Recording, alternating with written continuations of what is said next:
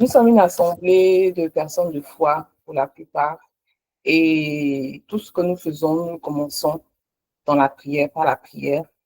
C'est pourquoi je vais inviter tout un chacun vraiment à se disposer pour ce moment. Les sessions que nous faisons, ce n'est pas seulement des sessions de formation, d'édification, mais nous croyons fortement que ce sont des rendez-vous divins. Ce sont des rendez-vous que le Seigneur permet pour nous parler à tout un chacun. Souvent, c'est sur des thématiques que nous avons peut-être déjà entendues, mais sur lesquelles le Seigneur veut attirer notre action particulièrement dans la saison dans laquelle nous sommes.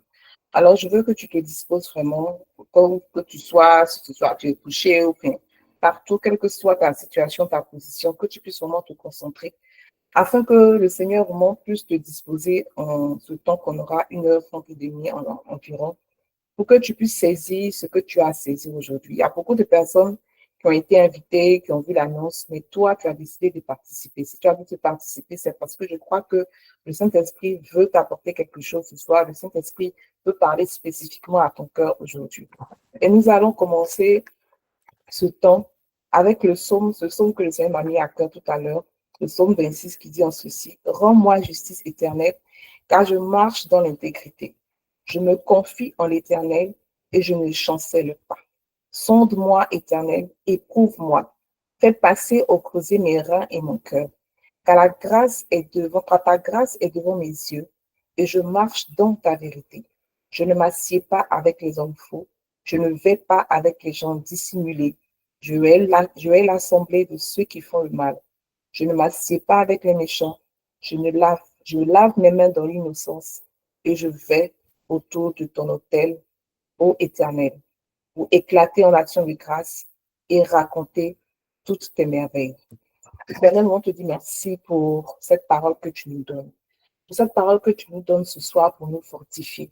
Cette parole que tu nous donnes ce soir en prélude de cette thématique que tu nous donnes d'aborder. Nous voulons te dire merci. Merci parce qu'à chaque moment, tu nous rappelles, Seigneur, tes principes, tu nous rappelles tes lois, tu nous rappelles tes commandements. Et ce soir, nous voulons parler, Seigneur, des valeurs, de ces choses, de ces qualités, de ces principes que toi-même tu as mis en place de toute éternité, que tu as dit en tout temps, afin, Seigneur, de mener une conduite qui te glorifie et qui glorifie et manifeste ton règne au milieu de nous. En ce soir, Seigneur, je veux te confier ce moment. Je veux te confier, Seigneur, tout ce qui sera partagé. Je veux te confier, Seigneur, toutes ces personnes qui sont connectées, qui doivent se connecter. Je veux te confier, Seigneur, leur cœur, afin que tu puisses, Seigneur, faire en sorte qu'ils soient disposés à comprendre la profondeur, Seigneur, de ces révélations que tu vas nous donner en ce soir. Père, me voici devant toi en ce soir, Seigneur, pas comme une sainte personne, mais en qualité de ta servante. Je prie, Seigneur, que tu mettes tes paroles dans ma bouche, Seigneur, et que ce que tu veux dire, Seigneur, les paroles que tu veux, Seigneur, partager ce soir, que ce sont ces paroles-là qui sortent de ma bouche. Je te prie que ton esprit dispose toutes choses en moi. Je te prie que ton esprit dispose d'un aspect spirituel de cette session virtuelle. Je te prie, Seigneur, que les fruits que nous allons recueillir ce soir par ta parole puissent, Seigneur, porter des choses, des fruits de transformation de nos vies, de nos familles, de nos communautés, de nos lieux de travail. Au nom puissant de Jésus. Amen, amen, amen, amen.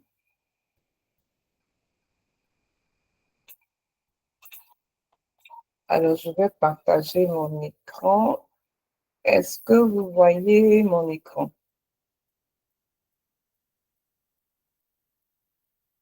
Est-ce qu'on voit mon écran? Oui, oui, identifier et incarner ses valeurs pour mener une vie intègre et alignée. On voit.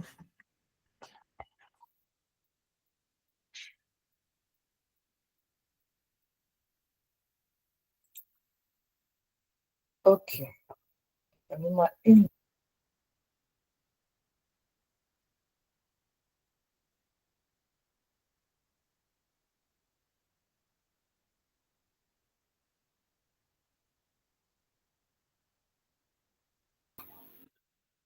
OK. Le thème de cette session du mois de septembre parle des valeurs. Au niveau du 7 Joseph, nous sommes en train d'étudier un ouvrage très puissant. Pour ceux qui ne le connaissent pas, je vais le faire rapidement sur mon écran. J'espère qu'on pourra le voir. Voilà, l'importance du caractère dans le leadership. OK, donc c'est ce qu'on est en train de voir.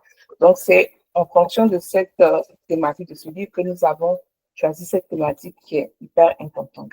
Identifier et incarner ces valeurs pour mener une vie intègre et alignée. Alors, j'aimerais poser la question à tout un chacun.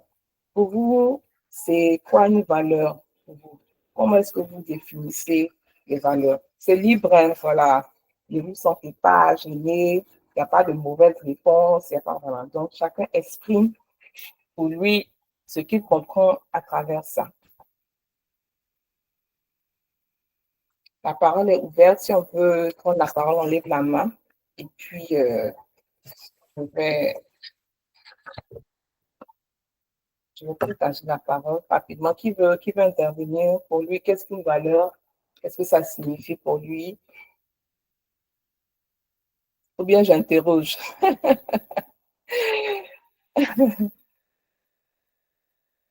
Stéphanie Quadio, qu'est-ce qu'une valeur pour toi?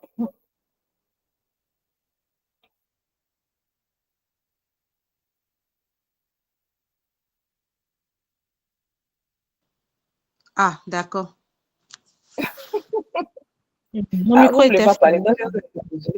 Ok, La maîtresse, pardon. Il faut tomber sur quelqu'un d'autre. on peut faire ça. D'accord, ok. Qui veut partager sa réponse, son point de vue? Rapidement, qui veut partager son point de vue sur les valeurs?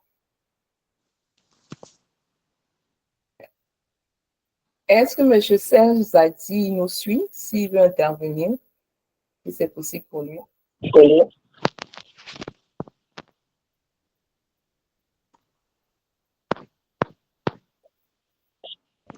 Bonsoir, madame. Je vous suis Bon, effectivement. Merci. d'accord. D'accord. Selon vous, qu'est-ce qu'une valeur? Comment est-ce que vous définissez une valeur pour vous?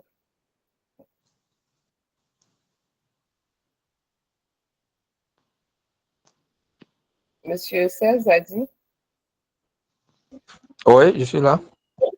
Oui, est-ce que vous pouvez nous partager votre définition des valeurs?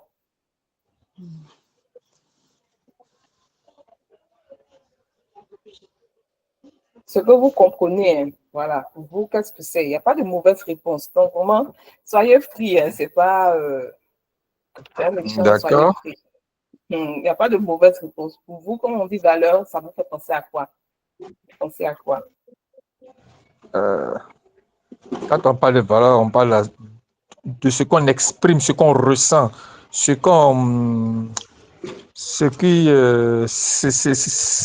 qui nous définit en fait. Ok, d'accord. Donc, pour vous, une valeur, c'est ce qu'on ressent, c'est quelque chose qui nous définit particulièrement. Ok, C'est ça, oui. d'accord. Ok, merci beaucoup, M. Zadi. Amon, est-ce que tu veux partager quelque Je peux chose parler? aussi par rapport à ta compréhension? Oui. Ou Sandrine, tu veux partager? Ton micro est ouvert. Oui, je veux partager quelque chose, d'accord. Alors, pour moi, une valeur, c'est un ensemble d'attitudes, de comportements que, par exemple, une communauté ou bien un groupe de personnes estime, estime bien, estime bien, parce que bon, ce qui peut être une bonne valeur, par exemple, en Côte d'Ivoire, par exemple, ce qui peut être une bonne valeur chez les Baoulés ne l'est pas forcément chez les Bété.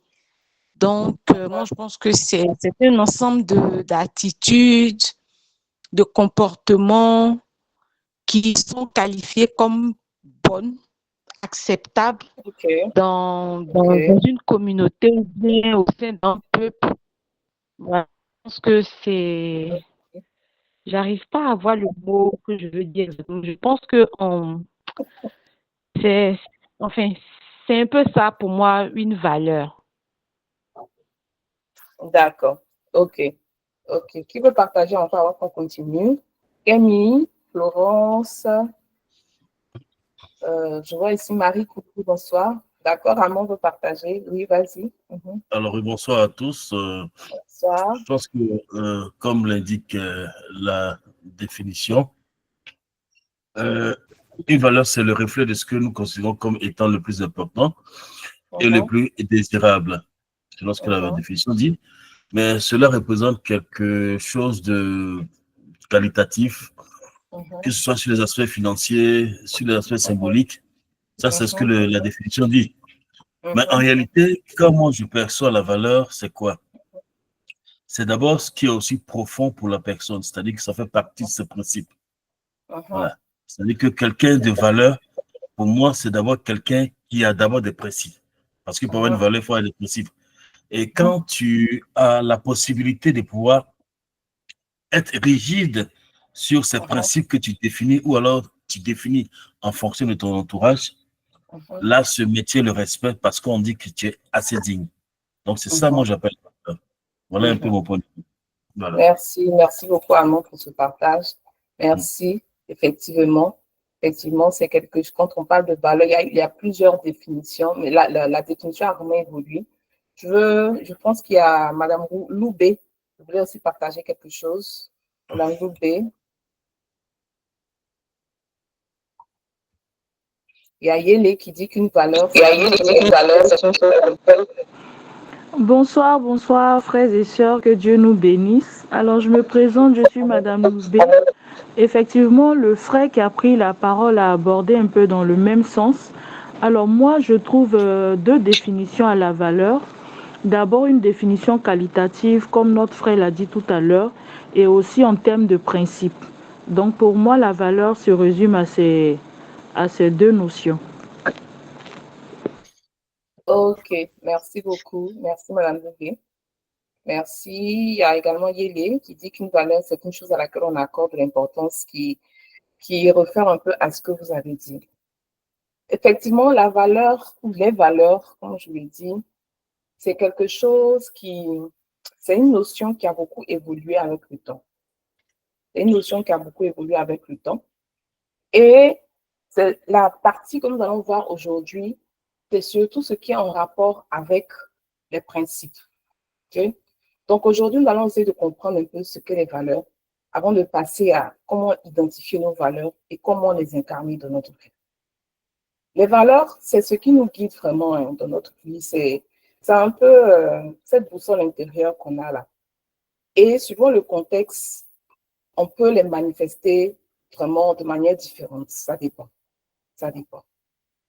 Mais une valeur, comme on le dit, c'est un principe, c'est une qualité à laquelle on accorde un grand prix, comme il l'a dit. Quelque chose à laquelle on apporte de l'importance. C'est tout ce que vous estimez important pour vous dans votre vie et qui peut se définir par un mot.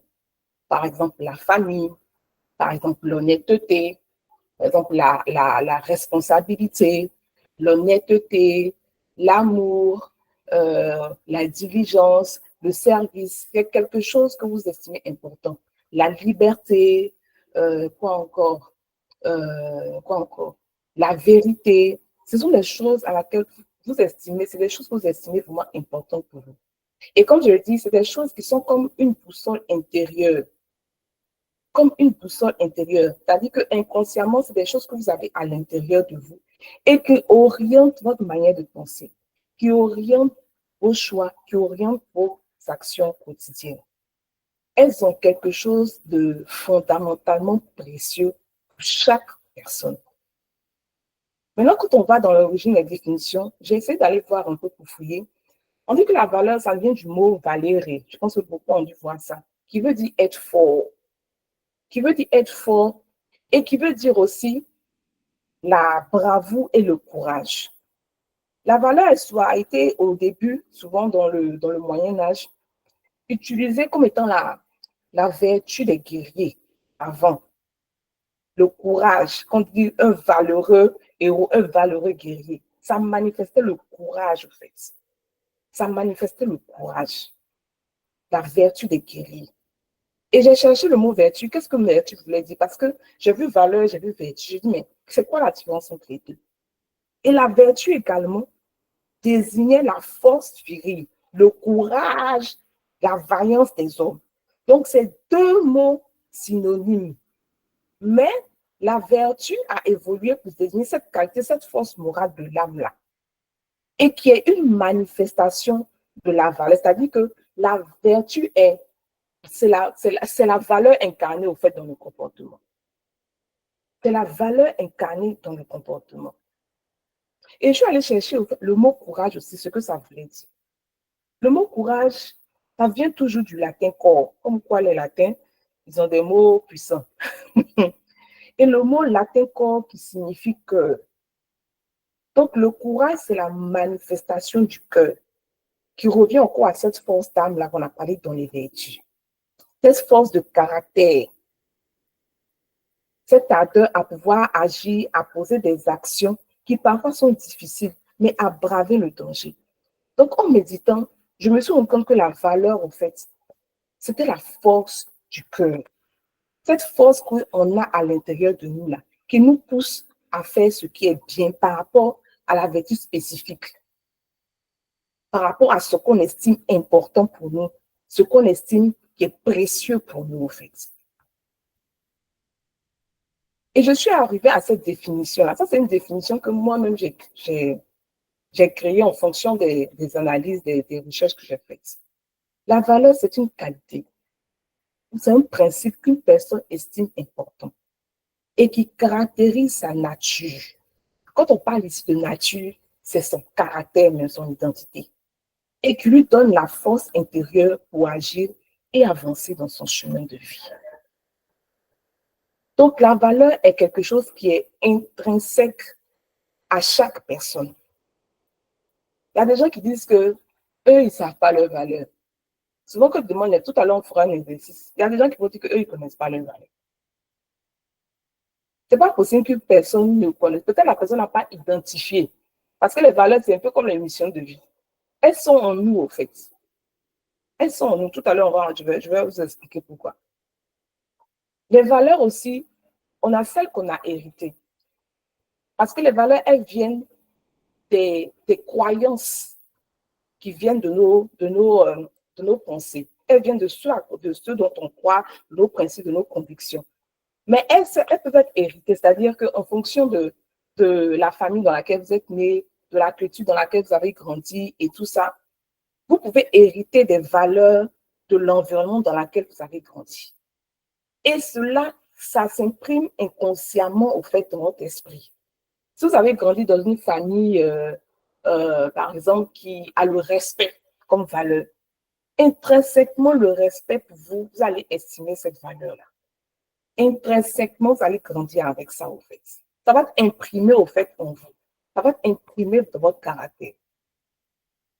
Il y a aussi les valeurs que vous avez construites au fur et à mesure en fonction de votre parcours de vie, des expériences que vous avez vécues, etc.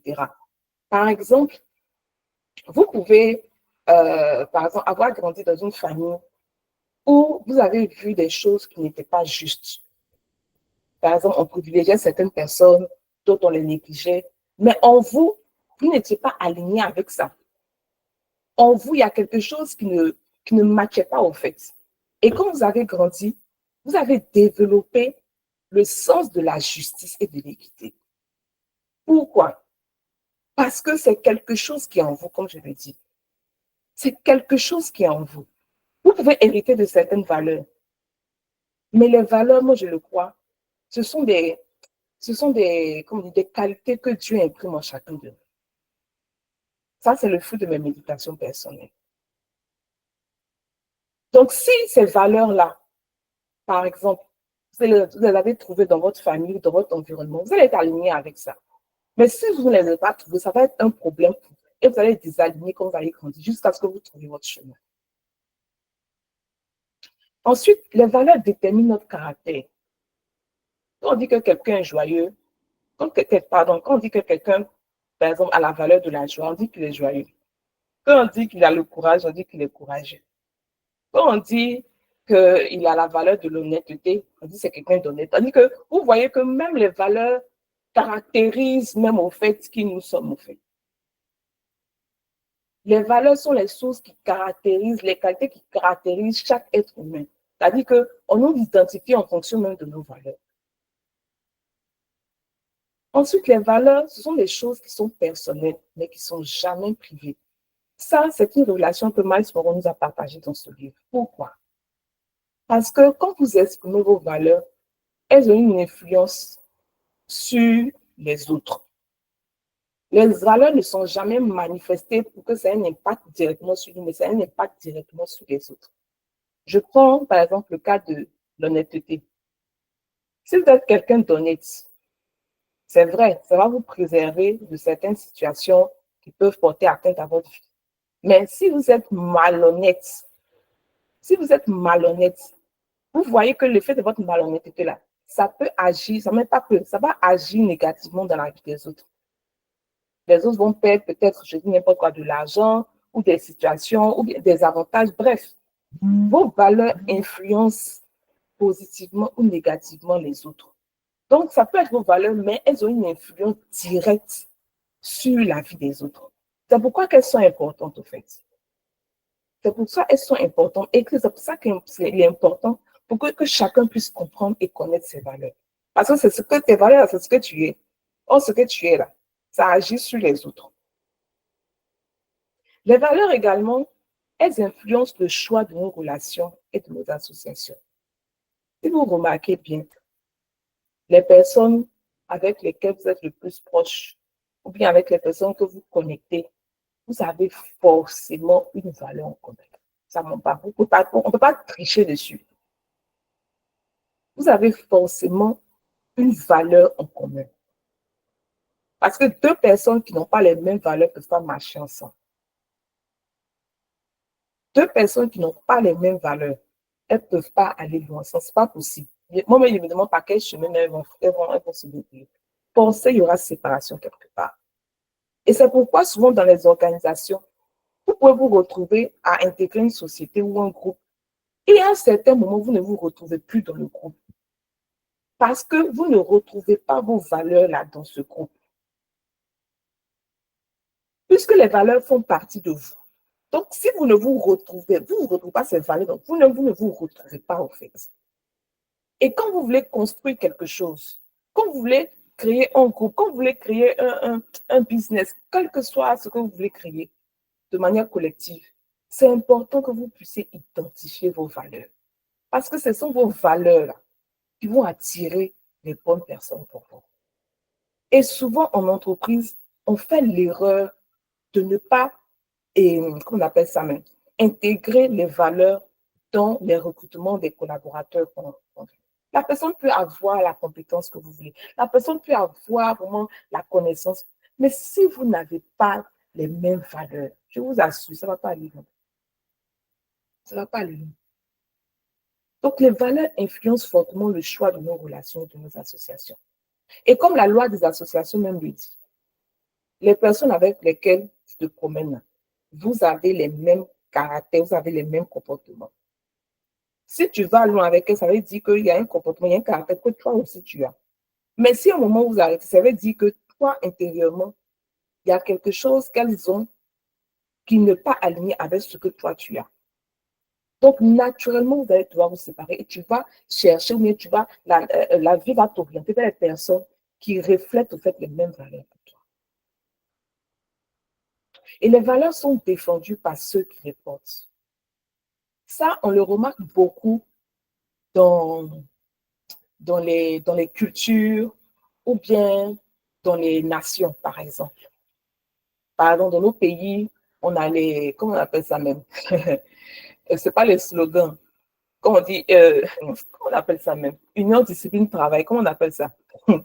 Comment on appelle ça? Ceux qui sont mettre à l'école, comment on appelle ça? La devise. Voilà, les devises. La devise du pays. Les valeurs représentent les devises. Pour les nations, ça représente les devises. Ça représente les devises. Et quand ces devises-là sont vraiment portées par les citoyens de cette nation-là, vous allez voir qu'à un moment, les personnes, quand il y a, comment on appelle ça même, quand il y a une compromission, les gens vont se lever pour ça. Les gens vont se lever pour ça. Le cas en Inde, de Mahatma Gandhi, il avait quelle valeur? Quelle valeur l'a poussé à mener la lutte par rapport à la colonisation anglaise? Qui peut donner une réponse rapidement?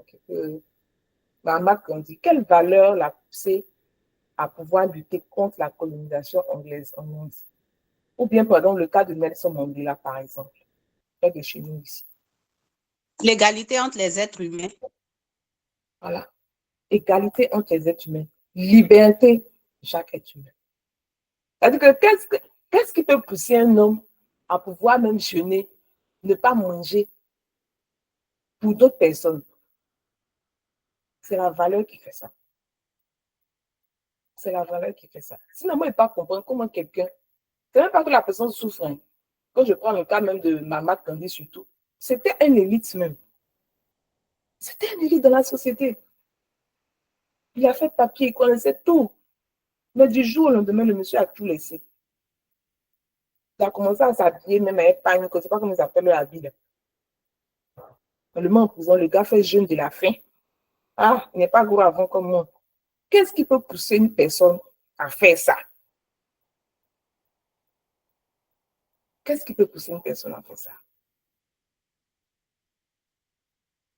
Qu'est-ce qui peut pousser des personnes à pouvoir se lever, à braver des situations qui mettent en péril leur propre vie, si ce n'est pas les valeurs? Qu'est-ce qui peut pousser une personne à laisser son confort, le confort de son travail, à quitter un endroit? Ce sont les valeurs qui font ça. Ce sont les valeurs.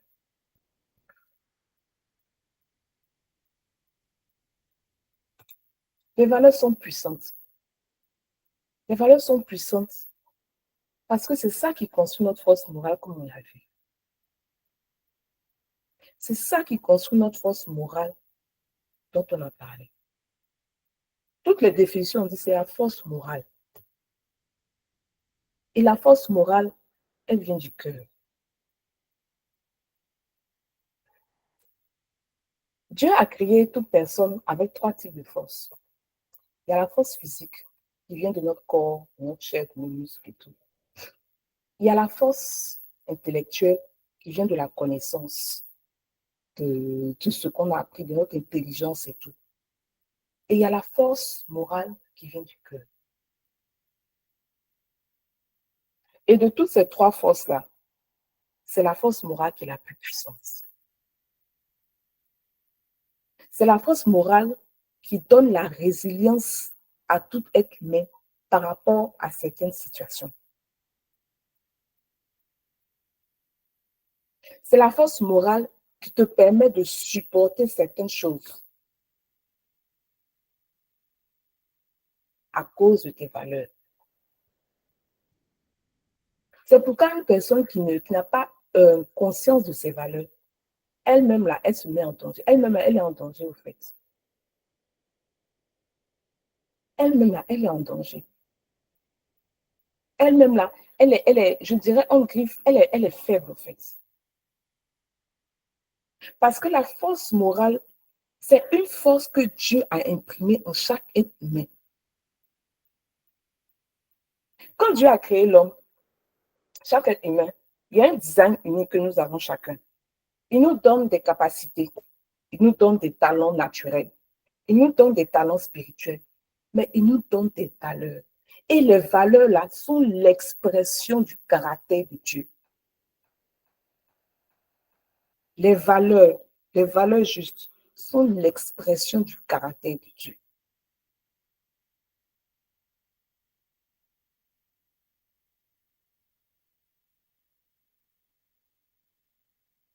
C'est pourquoi ce sont des choses qui sont imprimées en nous, en fait.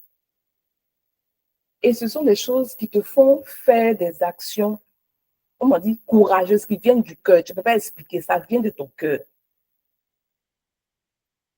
Parce que c'est imprimé en nous, en fait. C'est imprimé en nous.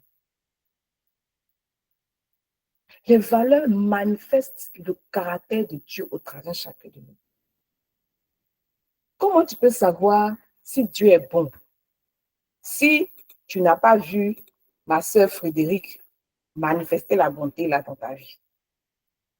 Comment tu peux savoir que Dieu est, comment je vais dire, est excellent? Si tu n'as pas vu dans ma sœur Marie Koulou la manifestation de l'excellence dans ce qu'elle fait. Comment tu peux savoir que Dieu est, comment je vais dire ça?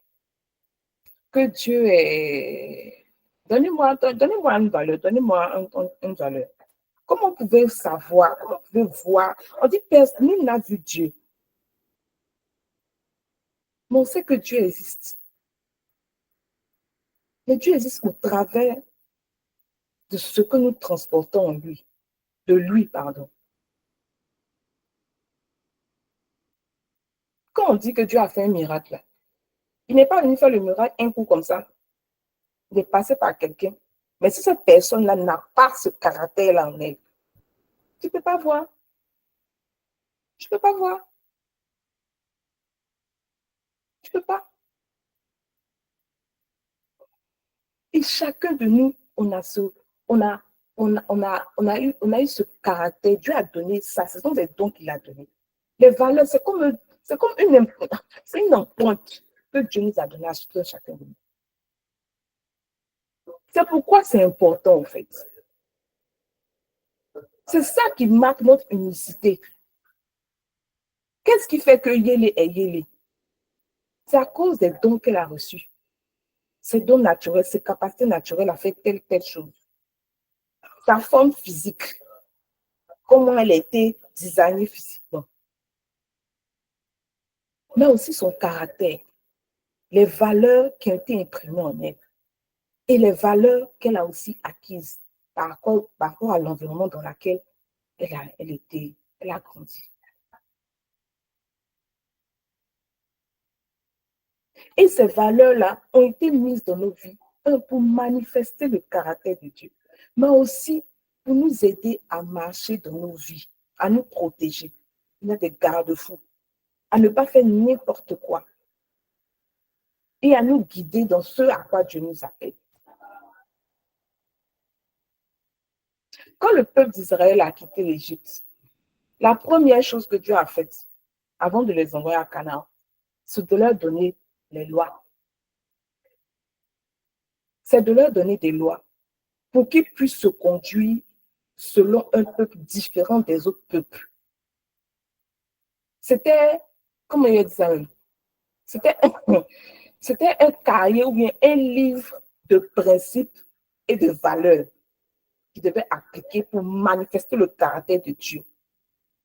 Pour que le verset en Deutéronome qui dit que vous soyez un peuple, qu'on appelle ça, mais en Deutéronome qui dit que vous serez un peuple, que tous les peuples verront que vous êtes appelés du nom de l'Éternel. Parce que Dieu voulait manifester son caractère à travers un peuple, lui a donné ses lois, ses principes, qui se manifestent par leurs valeurs et leurs vertus.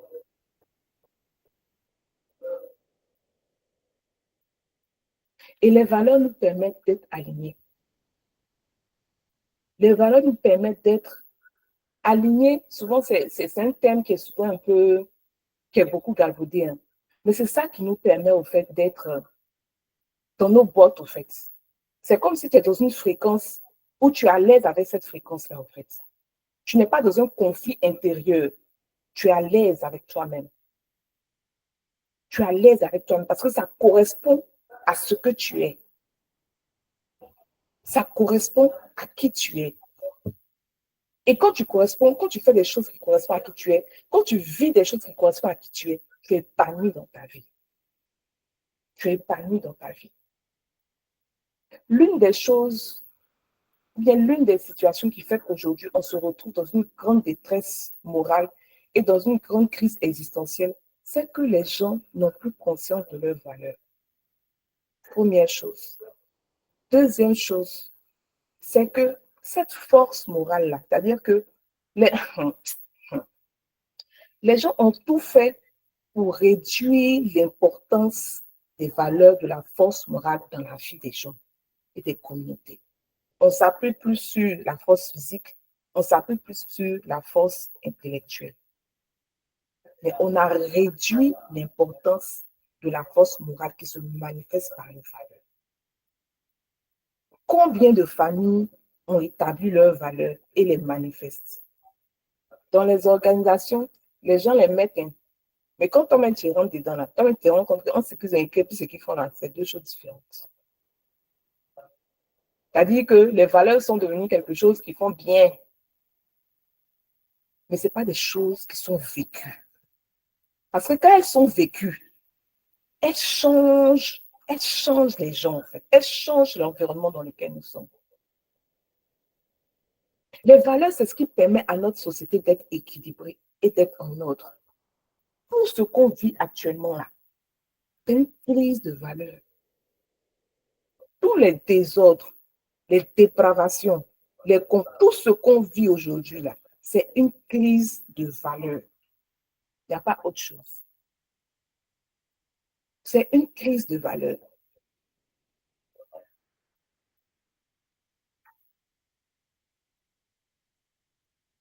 Si nos dirigeants, quel que soit le domaine,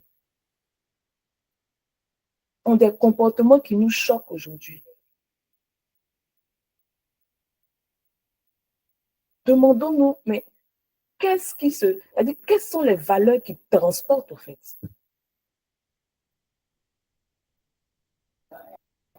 Et Masmo l'a dit, hein, un peuple là est à l'image de ses dirigeants. Quand il a dit ça, il était fâché. Mais quand j'ai observé, j'ai vu qu'il avait un peu raison. Un peuple est à l'image de ses dirigeants. Une organisation, une culture, quel que soit le groupe d'individus, est à l'image de ses dirigeants, de ses leaders. D'où l'importance pour chaque personne, en tout cas, qui est appelée à un leadership quelque part, de pouvoir prendre conscience de l'importance de ses propres valeurs.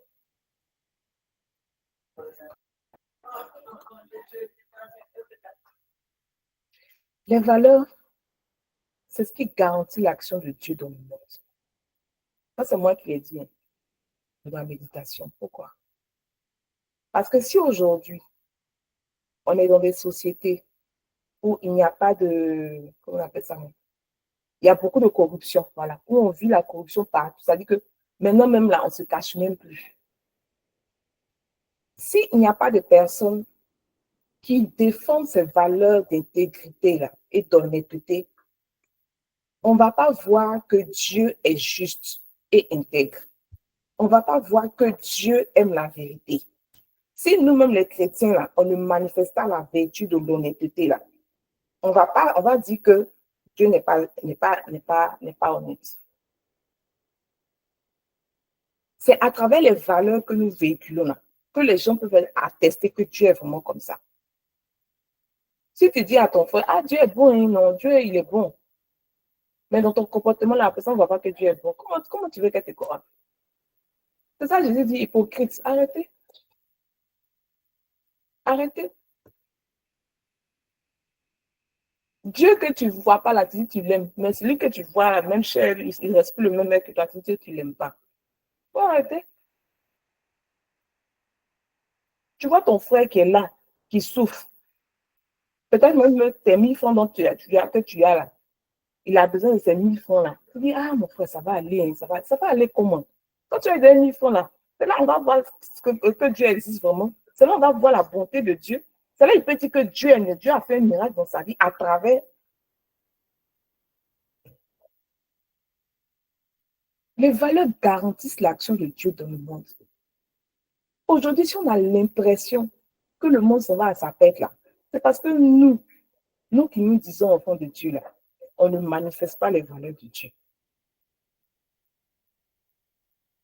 Soit on ne sait pas, soit on sait et puis on néglige.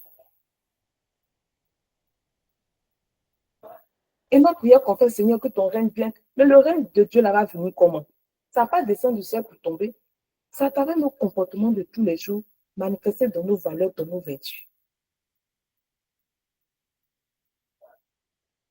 Quand une valeur est bafouée, que ce soit en entreprise, est-ce que nous avons ce courage-là, cette force morale-là de nous lever pour dire ça là? C'est pas bon.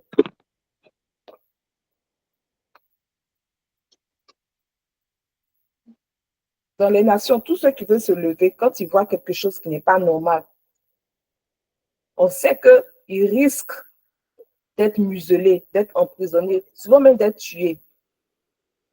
Mais combien osent, malgré le risque-là, de se lever et puis de dénoncer.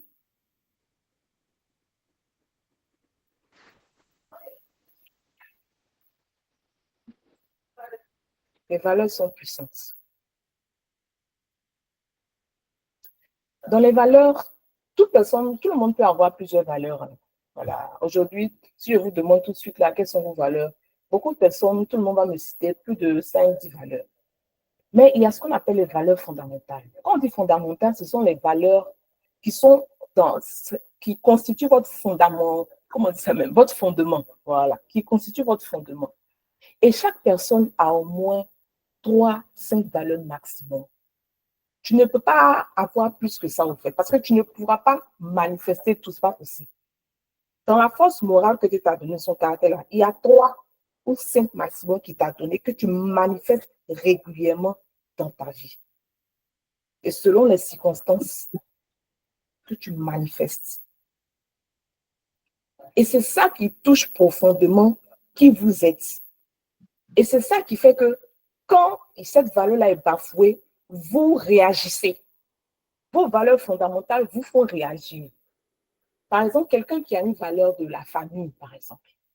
Il y a des gens qui sont très, très, très, très familles. Mais dans une circonstance, si cette personne-là voit que cette valeur-là est touchée, elle va réagir différemment, peut-être plus intensément qu'une autre personne qui n'a pas forcément la famille comme valeur fondamentale. Par exemple, moi qui ai une valeur d'excellence, souvent on dit que non, on est trop perfectionniste, on exagère. Donc, il y a un détail, moi je vais estimer que je ne peux pas laisser passer ça. Donc, on dit non, mais ça, c'est pas grave, mais tu exagères. Et c'est parce que ça fait partie de mes valeurs fondamentales. Ça fait partie de mes valeurs fondamentales. Donc, quand on touche à ça, là, je réagis. Je ne fais pas exprès, je réagis parce que c'est lié fondamentalement à mon être. Et ce sont ces valeurs fondamentales qui forment votre système de valeurs. Votre système par lequel vous avancez. Vous prenez vos choix, vous faites vos choix, vous prenez vos décisions. C'est ça qui constitue votre boussole intérieure, en fait, votre GPS intérieur, en fait. Et comment ça fonctionne? Les valeurs fonctionnent en fonction de ce que vous pensez, de vos croyances.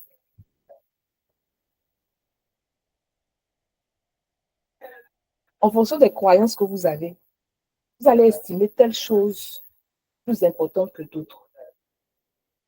Et chez certaines personnes, ça peut être plus poussé. Comme je dis, la valeur de l'excellence, Yéné peut avoir la valeur de l'excellence, Frédéric peut avoir la valeur de l'excellence, mais la manière dont ça va se manifester sera différente de chez Yéné et puis chez Frédéric.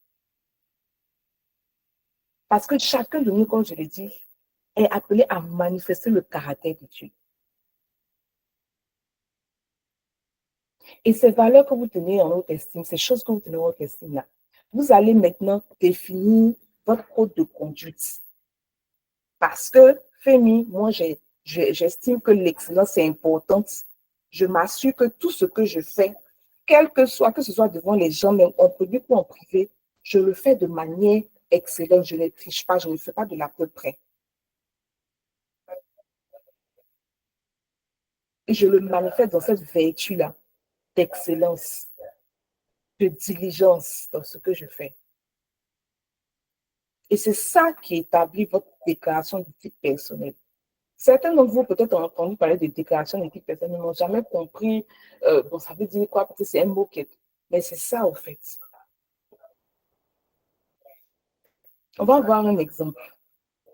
J'ai pris le cas de Joseph, justement, parce que c'est le seul Joseph, un exemple de lui pour vous montrer.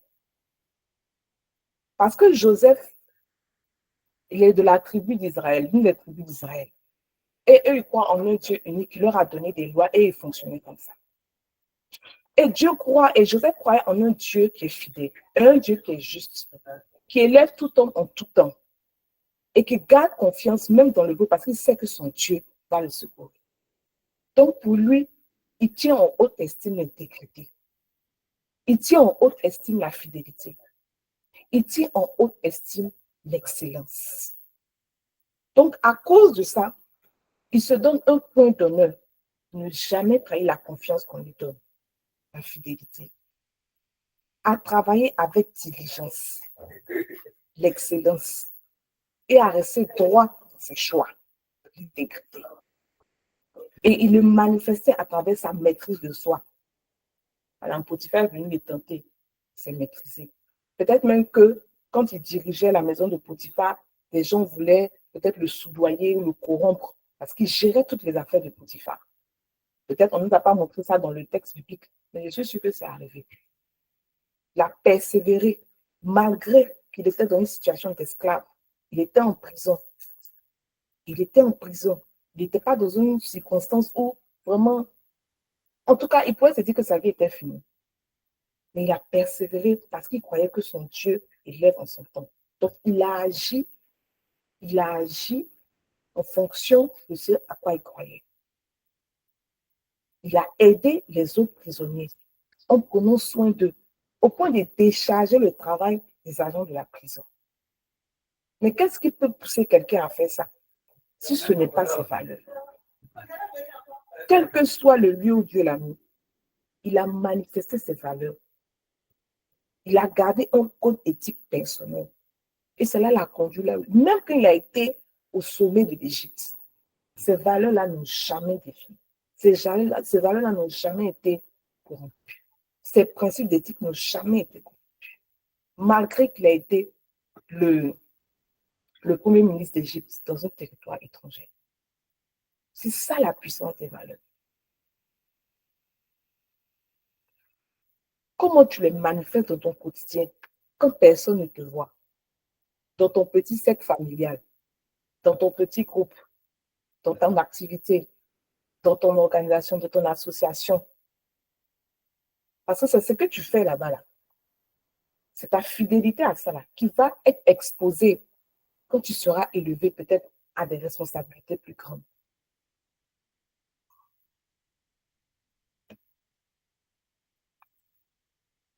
Est-ce que quelqu'un a déjà, comment je vais dire ça, a déjà établi une déclaration d'éthique personnelle?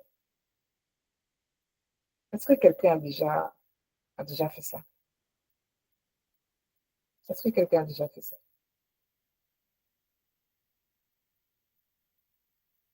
Est-ce que quelqu'un a déjà fait ça? Allô, allô, allô, allô, allô, allô? Je suis seule dans la réunion, hein. Je parle. Est-ce que vous êtes là? On est là. Nous sommes là. Ah, mais vous êtes silencieux, hein. Nous sommes là. Nous sommes en ligne. On écoute la maîtresse. On est concentré. Ah, vous êtes trop concentrés. Non, nous sommes trop concentrés. Vous êtes trop concentrés, ça m'inquiète. Ça m'inquiète. Donc, je posais la question par rapport à ce que je viens de vous partager. Qui a déjà réfléchi? Est-ce que quelqu'un, même s'il n'a pas noté, écrit, est-ce qu'il a un code d'éthique personnel? Est-ce qu'il y a des choses qui disent, ah, moi, ça, voilà. Souvent, il y a des choses qu'on le fait, mais on n'a pas forcément écrit quelque part. Mais c'est des choses qui nous guident, en fait. C'est des choses qui nous guident. Notre éthique personnelle. Parce qu'on a certaines valeurs, on se conduit d'une certaine manière. Est-ce qu'on a déjà fait ça? Il dit que c'est Marie qui nous dit que c'est la première fois qu'elle entend. D'accord? OK. Qui d'autre encore? Est-ce que c'est votre première fois d'entendre? Est-ce que vous avez déjà entendu ça? Ou bien est-ce que vous-même, peut-être que vous avez des principes que vous appliquez, mais vous ne savez pas qu'on appelait ça déclaration d'éthique personnelle? Parce qu'il y a ça aussi. Moi, la maîtresse, moi, je veux parler. D'accord, vas-y. Bon, moi, je me suis rendu compte qu'il y a une chose que je fais, mais je pense que ça découle de l'éducation que j'ai reçue. Dans la mesure où je sais pas comment dire, je respecte l'homme, peu importe on va dire son statut, on va dire ça comme ça. Et je suis naturellement très proche on va dire par exemple des employés de maison ou bien des gens qu'on qualifie de petites mains en général. C'est-à-dire, je n'arrive pas à snober quelqu'un parce que peut-être il fait un petit boulot ou bien, je ne sais pas comment dire ça, mais franchement, je respecte, j'accorde le même respect à tout le monde, peu importe son rang ou bien sa qualité. Ok, d'accord. Mais ça, tu dis, ça c'est un principe, mais ça vient de ça provient de quelle croyance, ça provient de quelle valeur tu es en train de manifester comme ça? Pourquoi est-ce que tu respectes tout le monde? Pourquoi? Ça vient de quoi? Bon, comme je l'ai dit d'entrée de jeu, je pense que c'est lié à l'éducation que j'ai reçue. Ok. Maintenant, si on veut regarder ça, on pourrait parler du fait que, comment je peux dire, est-ce que c'est dit qu'on est tous égaux, mais le respect même comment je peux dire, parce que respecter l'être humain même là, je dis, ça peut paraître simple, mais après, c'est pas tout le monde. Dans la pratique, des fois, c'est pas évident. C'est pas évident parce que parfois, en général, quand on voit quelqu'un qui est en costume, tout de suite, il y a une attitude qu'on adopte vis-à-vis de lui qui est différente de quelqu'un qu'on va voir arriver peut-être en jean ou bien, on va dire peut-être un balanceur ou bien quelqu'un qui est en haillon. Voilà, mais je sais pas trop. Mais je pense que c'est bon. Mes parents m'ont éduqué comme ça. Voilà. C'est ce que j'ai C'est-à-dire que toi, vu tu as une dans valeur mon enfance. héritée, mais aujourd'hui, c'est difficile pour toi de savoir quelle est la croyance qui sous-tend cette valeur. Qui sous-tend ça, oui. Mais maintenant, en tant que chrétienne, Mhm. connaissant un peu la parole de Dieu, la Bible, quelle valeur, Oui. quelle croyance peut soutenir cette valeur du respect des autres? Ah, ce que je dirais, c'est comment on appelle ça? Le fait que Dieu nous a tous, en fait, Dieu nous a tous créés. Et moi, le verset que j'assimile à ça, si on peut dire ça, c'est puis Dieu dit, créons l'homme à notre image selon notre ressemblance et qu'il domine. Donc, je pars du principe que peu importe, on va dire dans le monde naturel, peu importe le statut ou le niveau social de la personne, à la base, Dieu nous a tous créés. Et parce que nous sommes tous créatures, Dieu nous a tous créés là, peu importe, on va dire l'enveloppe physique dans laquelle la personne se trouve, statut ou rang, peu importe, on est tous sortis de Dieu. Donc, ne serait-ce que pour ça là. C'est-à-dire, même quand je vois la petite main, on va dire ça comme ça, je vois l'image de Dieu. Ça, Voilà. c'est le verset qui me... Voilà. Et c'est ça, en tant qu'enfant de Dieu, on doit pouvoir faire. C'est-à-dire que les valeurs que nous défendons, les valeurs que nous avons, sont soutenues par les principes de Dieu. Parce que Dieu nous a créés à son image, à sa ressemblance. Il n'y a pas des personnes qui sont supérieures ou inférieures à nous. Nous sommes tous égaux. Nous sommes tous égaux. Ça, c'est un exemple. Mais chacun d'entre nous, on doit pouvoir identifier ça, en fait. Parce que c'est tellement inconscient que vous ne savez pas pourquoi vous agissez comme ça. Mais si vous n'arrivez pas à discerner pourquoi vous agissez comme ça, quand il y aura un problème, vous allez être dans une tension intérieure. Et quand il va falloir peut-être trancher dans certaines situations, ça va être difficile pour vous de trancher. Parce que vous n'avez pas trouvé la croyance, le principe spirituel qui sous-tend cette valeur que vous défendez.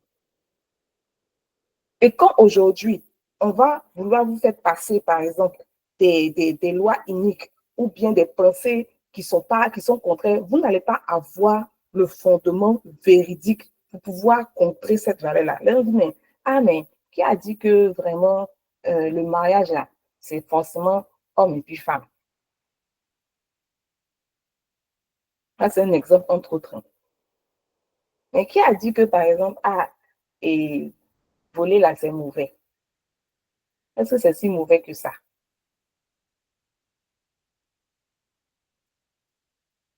Et c'est le piège dans lequel notre société est actuellement. On est en train de remettre en question certaines valeurs qui jusque-là ont permis à nos civilisations de pouvoir tenir, de pouvoir avancer. Donc, si chacun de nous, nos valeurs, on n'arrive pas à identifier le principe immuable véridique qui sous-tend ça, quand il va arriver qu'il y ait des situations qui viennent défier ces valeurs-là, on n'aura pas le support, le fondement pour nous permettre de contrer ça. C'est important. Quand aujourd'hui, les gens viennent dire que non, mais on peut choisir le genre, tu vois, des théories de ce genre-là, ça vient d'où? Ou bien quand les gens ont des théories pour dire non, il y a des personnes qui sont supérieures à d'autres et tout, et pendant des siècles, des personnes ont intégré ça dans leur mentalité. Ça vient d'où? Si les Nelson Mandela, les Martin Luther King ne s'étaient pas levés à cause des valeurs que tu as mis dans leur cœur pour dire que tout le monde est égaux, que ce soit blanc, noir, rouge, marron, est-ce que nous, on allait pouvoir être là aujourd'hui? Est-ce que le peuple noir américain allait pouvoir vivre comme il vit aujourd'hui?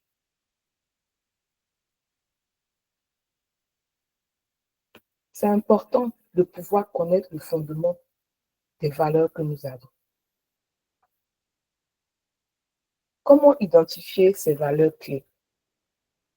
Comme on vient de le dire, les valeurs clés sont alignées à la vérité de Dieu qui sont dans sa parole, qui sont dans ses principes. Et ces valeurs-là, c'est ce qui vous caractérise. C'est imprimé en vous, c'est imprimé dans votre identité.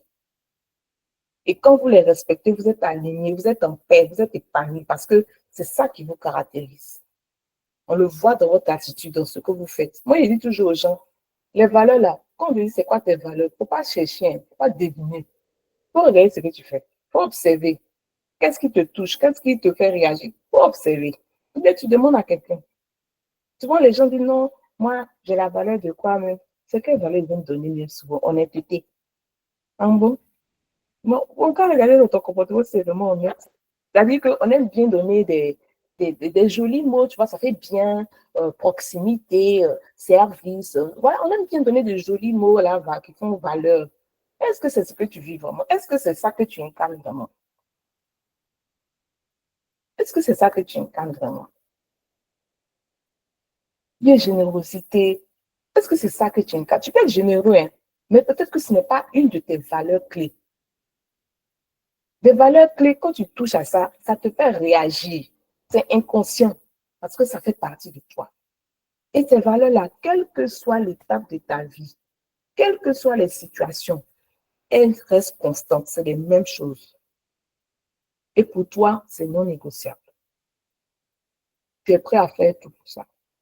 Même s'il faut quitter un statut, s'il faut quitter un salaire, s'il faut quitter une relation, bref, tu es prêt à faire le sacrifice parce que tu ne peux pas négocier ou bien tu ne peux pas compromettre ce que tu es, les valeurs. C'est ça les valeurs clés. Et les valeurs que, comme je dis, on a trois, chaque personne a 3 ou 5 maximum. Maximum. Tu ne peux pas, parce que les valeurs, tu les manifestes dans ton quotidien. Tu les manifestes. Et quand tu as conscience de ça, tu t'assures de manière intentionnelle que tu es en train de les manifester vraiment. Sinon, au moment où tu vis comme un désalignement. Comment identifier ces valeurs clés? Je vais vous travailler un peu. Je vais vous partager une liste de valeurs. Il y en a tellement. Je vais vous faire partager une liste de valeurs. Et puis chacun en 3 minutes, vous allez identifier vos valeurs clés. Vous allez partager vos valeurs clés. Mais vous ne dites pas, hein. Voilà. Chacun écrit, moi, quelles sont mes valeurs clés. Maintenant, si tu connais, tant mieux. Maintenant, si tu ne connais pas, tu regardes la liste, ça peut t'inspirer. Mettre,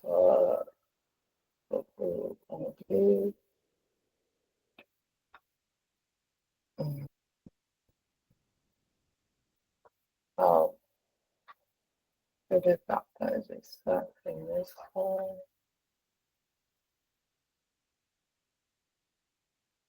OK. Voilà. Donc, je vous donne, il est 18h40 jusqu'à 43, 45. pouvez, donnez-moi 3 valeurs, écrivez 3 valeurs. Vous les notez quelque part. Les 3 valeurs, vous les notez quelque part. On revient tout de suite.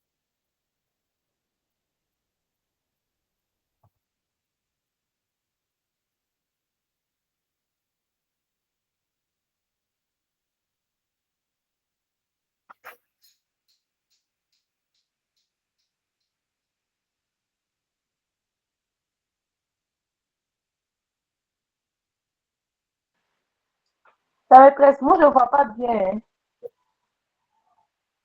D'accord, attends que je... Quoi agrandir, Sandrine? Quoi agrandir? C'est mieux? C'est mieux?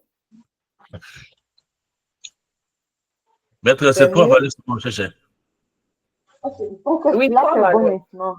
Pour l'exercice, prenez 3 valeurs. Maintenant, si vous connaissez aussi, en fonction de tout ce que je vous ai expliqué là, si vous avez identifié, vous mettez. Je veux juste que vous répéterez 3 valeurs.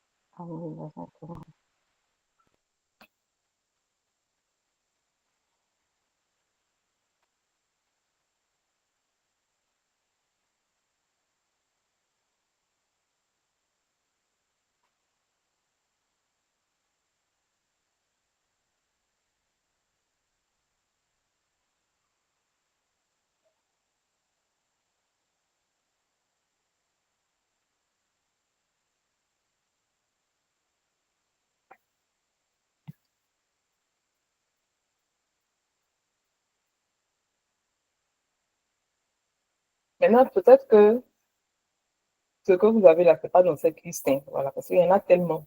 Ça, c'est juste une liste parmi tant d'autres. Voilà. Donc, ce n'est pas obligé que vous ayez quelque chose qui soit dans cette liste.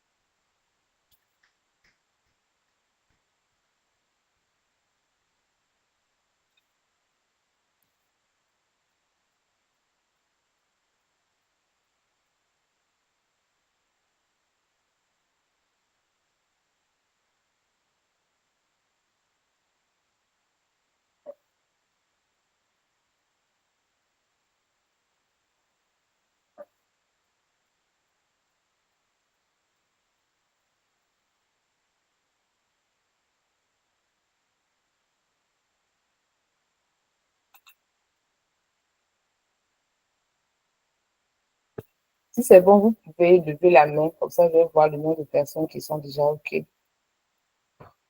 Vous levez juste la main. Comme ça, je peux voir le nombre de personnes qui ont déjà fini. OK, il est fini. OK, Elvira a fini. Marie a fini.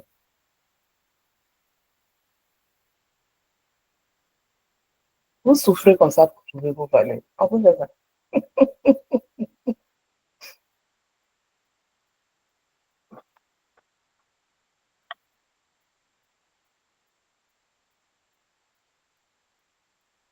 OK, Colette aussi a fini.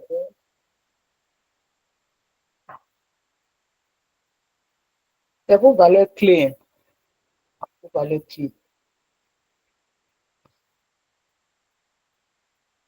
Valeurs clés. Vos valeurs clés sont alignées à la vérité de Dieu. Vos valeurs clés se manifestent dans votre comportement, dans ce que vous faites.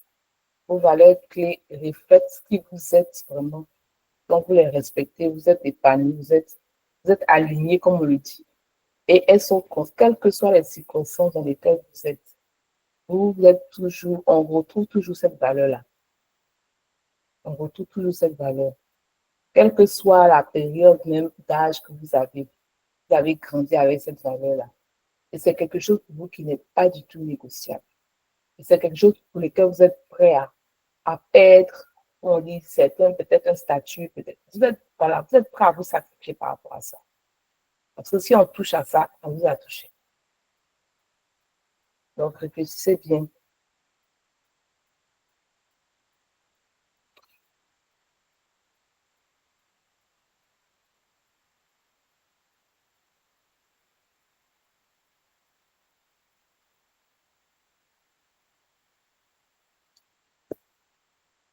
Il reste 1 minute.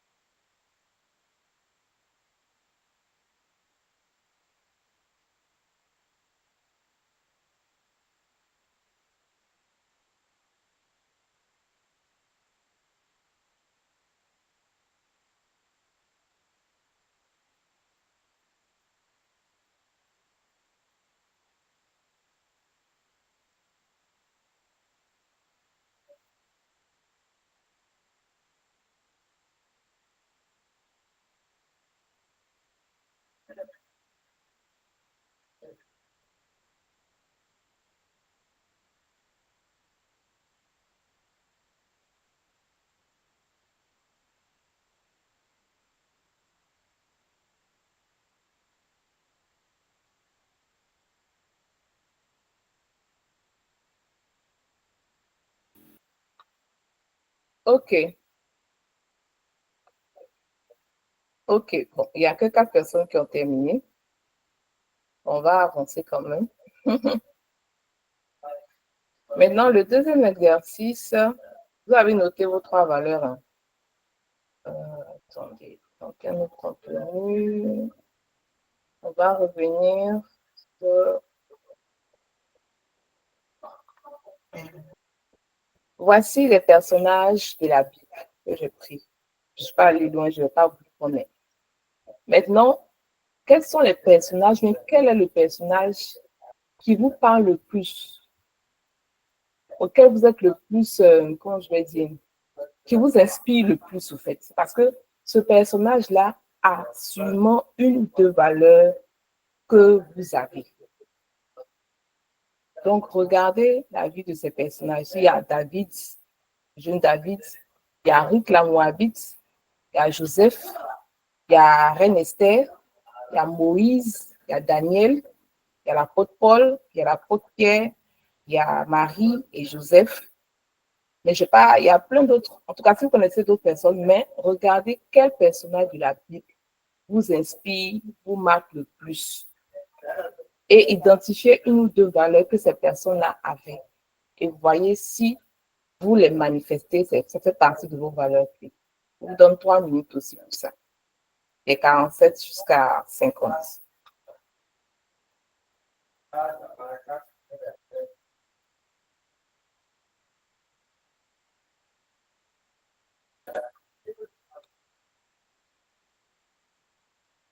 Personne n'a pas bien compris. J'ai dit, vous regardez les personnages, voici les propositions de personnages de la Bible. Ce n'est pas exhaustif. Mais quels sont les personnages qui vous parlent le plus, qui vous inspirent le plus? OK? Dont, voilà, dont la vie vous inspire le plus, dont le témoignage de vie vous inspire le plus. Et identifiez 1 ou 2 valeurs que ces personnes ont manifestées. Parce que c'est sûrement une valeur que vous transportez. Et peut-être que vous le manifestez déjà, mais peut-être que vous ne le manifestez pas encore. Mais c'est sûrement une valeur. Parce que, comme je l'ai dit plus haut, les valeurs influencent nos relations et nos associations. Nous sommes inspirés, nous sommes attirés vers les personnes qui raisonnent les mêmes choses que nous. Voilà.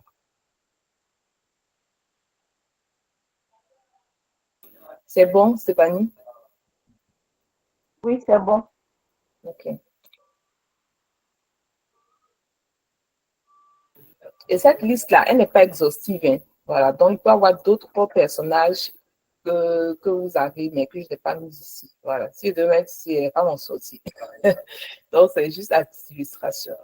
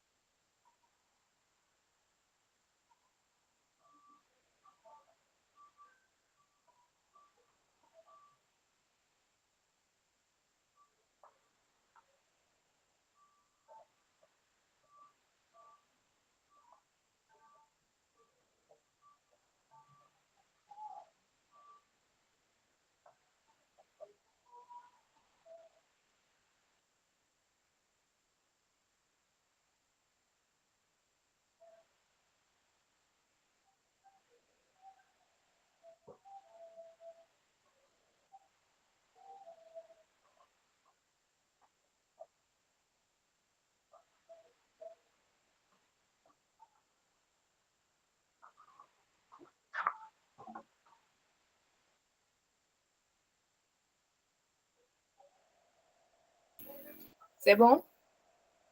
C'est bon, c'est bon? Oui, c'est bon, c'est bon. C'est bon pour Stéphanie, pour Déborah, Marie, Poulou, Colette, Amand. Amand n'a pas répondu, Florence non plus, Monsieur Zadi, Titine.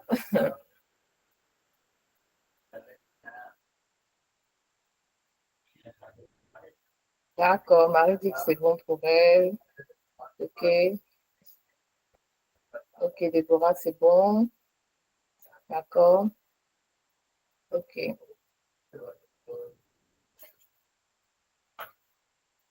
Ok, d'accord. Maintenant, on va faire un dernier exercice. Est-ce que je ne sais pas si on aura le temps de le faire? Non, je pense qu'on ne va pas avoir le temps à 19h. Maintenant, qui peut nous partager ces 3 valeurs clés en fonction de ces 2 exercices? Le troisième exercice, c'était d'avoir un partage, mais je pense que ça ne va pas être évident. Un partage d'expérience, mais qui ne va pas être évident. Parce que le partage d'expérience va permettre de pouvoir, comment on dit même, de pouvoir confirmer effectivement vos valeurs. Et comme je le dis, c'est des choses qui touchent à vos émotions, c'est des choses qui touchent à votre histoire. Et là, tout de suite, est-ce que je peux avoir un partage, un retour de vos 3 valeurs clés? Tim, tu as ouvert ton micro. Est-ce que tu veux déjà partager? Bien.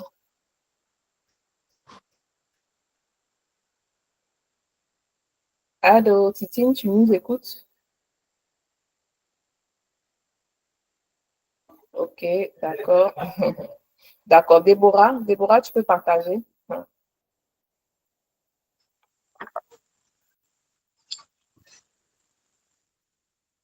D'accord, bonsoir à tous. Bonsoir, Déborah. Pour le premier exercice, disons, la première question, les valeurs que je pense avoir, c'est la famille, l'humilité Ok. et puis Et puis, humanisme. humanisme, humilité, c'est ça? Oui, humilité, famille, humanisme. D'accord. Ensuite, le deuxième. Ensuite, le deuxième, quand je regarde un peu les personnages bibliques, instantanément, je ne me rappelle pas de toute l'histoire de tous ces personnages bibliques. Mais ce personnage auquel je pense plus refléter, c'est, je dirais Moïse. Plus Moïse. Ok, d'accord. Moïse, Et il avait le pourquoi? cœur d'une famille. Pourquoi Moïse, il Il avait le avait cœur deux. d'une famille? Il est né d'une famille, il était israélite, il a grandi euh, avec les Égyptiens, il a reçu une éducation égyptienne. Il aurait pu abandonner ses origines et dire que voilà, je suis considéré comme prince au niveau des Égyptiens. Donc, à quoi bon revenir dans la famille des Israélites qui sont maltraités tout et tout? Il n'a pas renié ses origines.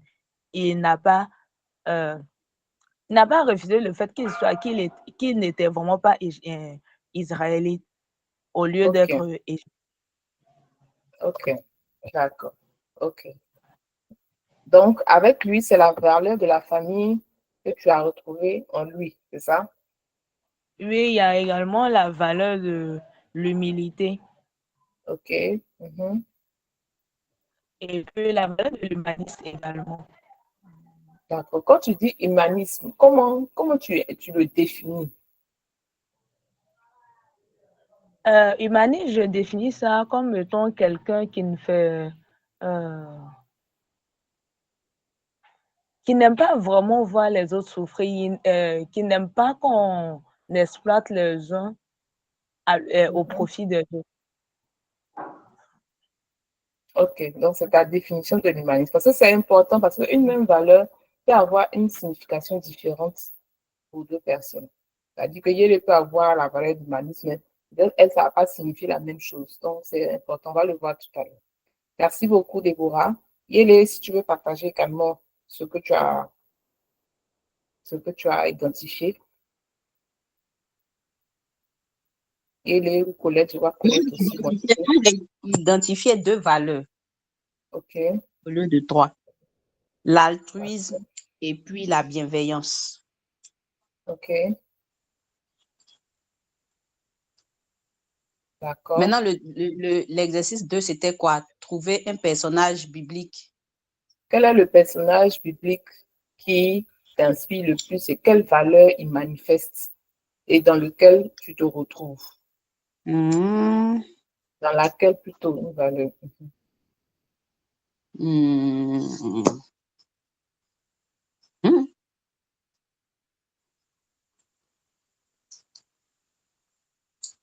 Attends, dans laquelle je me retrouve là?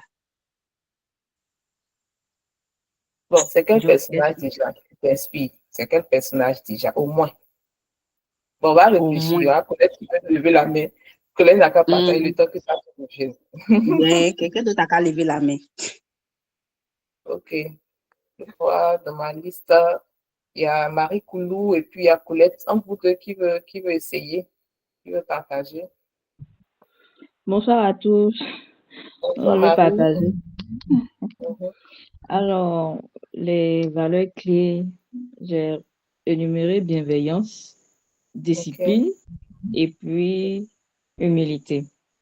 Et les personnages bibliques, il y a la reine Esther et Marie-Joseph. Alors, concernant la bienveillance et la discipline, je vois le personnage biblique qui est la reine Esther.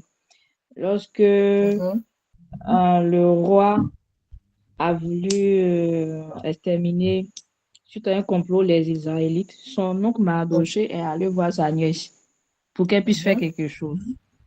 Et voilà que elle prie et puis elle prend 3 jours de jeûne et de prière, sans manger, sans boire, avec elle et ses servantes. Donc là, je vois de la bienveillance en elle et en plus de la discipline. Concernant l'humilité, je vois Marie et Joseph, la Vierge Marie, lorsque l'ange Gabriel est venu lui donner la nouvelle qu'elle allait porter le sauveur de l'humanité. Elle a été humble, vu son âge, et elle était accordée en mariage à Joseph, tout ça. Elle savait que ça pouvait créer quelque chose, mais elle est restée humble et a suivi tout, a accepté tout, jusqu'à même la mort de son fils. Donc, c'est ça que j'aimerais partager. D'accord. Merci, Marie. Mais j'ai une question pour tout le monde. Est-ce que moi, je vois une autre valeur qui est sortie? Est-ce que quelqu'un voit ce que moi, je vois? C'est l'exercice que je voulais qu'on passe en truc, mais ça va prendre tout le temps. Moi, je vois une autre valeur que tu n'as pas dite.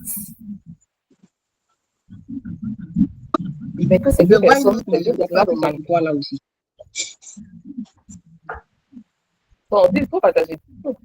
Moi, quand elle a pris le cas de la reine Esther pour parler de... C'était l'humilité et puis je vois l'autre qu'elle a dit là. La bienveillance et la discipline. Moi, je vois plus la valeur de l'appartenance. D'accord, il étudie appartenance, ok. Ok. Qui d'autre? Moi, je vois une valeur que les deux ont manifestée. Qui veut partager? Qui a vu? Le respect? La Le famille. courage. Le courage. Le courage. Le courage. Peut-être que, en tout cas, moi, c'est ce que j'ai vu. Je peux me tromper. Peut-être que toi-même, tu ne sais pas. Mais j'ai vu le courage. Parce que Reine Esther, elle a eu cœur même. Elle n'a plus cœur.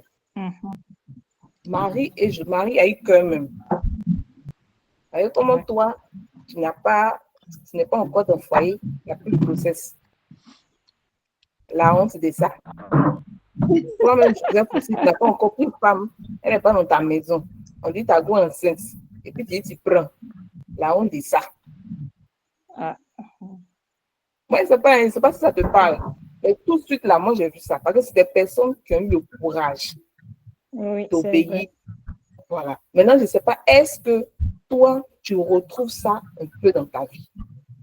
Oui, Non, je moi, quand tu m'as retrouve. dit, tu as vu, non? Je retrouve, mais bon, je suis une personne, je ne vais pas trop me montrer un peu, comme on dit, les guindés. Donc, j'ai fait ça. Peut-être c'est pas ta manière. Mais C'est caché en voilà, fait. voilà. Mais eux-mêmes, là, leur courage, là, c'était comment? C'est vrai. Est-ce que c'était le courage de David, là? C'est pas le courage Non, de c'était un David, peu là. effacé. Ah, elle a un courage qu'elle a pris, c'est pas Mardoché. Et puis peut-être qu'une de ses servantes à côté, qui a su courage qu'elle a eu pour aller parler au roi. Une Allez au situation roi. qui pouvait prendre qui pouvait lui coûter la vie. Donc, vous voyez, vos valeurs là, ça ne monte pas. Vous ne pouvez pas tricher dessus. Vous ne pouvez pas tricher dessus. Je vois Amon qui a levé la main pour partager. Ensuite, on va prendre Colette et puis Stéphanie. Alors, Faut pas merci, tricher sur vos valeurs. merci la maîtresse. Je pense qu'à travers les 6 que tu viens de donner, déjà, en matière je vais dire de valeurs que j'ai pu identifier, il y a plusieurs valeurs, mais bon, je me suis concentré par-dessus à travers le personnage clé. Sinon, il y a plusieurs valeurs que je m'étais approprié, mais vu qu'il fallait associer à un personnage, et le personnage, tous les personnages me marquent, mais particulièrement le personnage qui me marque beaucoup plus, c'est Joseph. D'accord.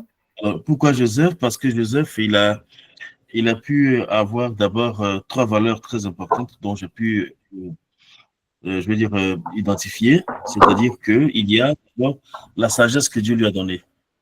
D'accord. Il y a la résilience et il y a également aussi la sérénité. Parce que voilà, en tout état de cause, il y a que pendant que ses frères le mettaient au trou, c'est vrai qu'il était apeuré, mais il a gardé son courage.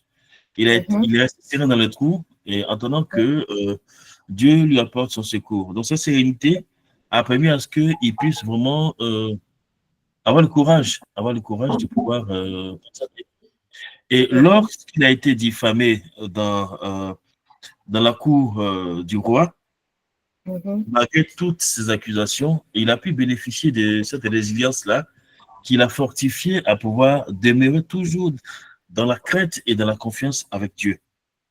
Et au-delà de tout cela, il y a la sagesse qui lui a permis d'interpréter. La sagesse, généralement, elle s'associe avec le discernement. La sagesse qui lui permet de pouvoir, je veux dire, décrire le rêve du pharaon. Et c'est tous ces valeurs-là qui lui ont permis la place qui lui a été vraiment donnée à la fin de sa carrière. Donc voilà un peu ce que j'ai pu identifier. Association, personnage et valeur. Voilà. D'accord. Donc, pour toi, c'est le personnage de Joseph qui te parle le plus. Okay? Oui. Non, les autres me parlent, mais je veux dire qu'en fonction de l'exercice, s'il fallait choisir, tous ces personnages m'inspirent, mais comme il faut faire un choix, donc voilà.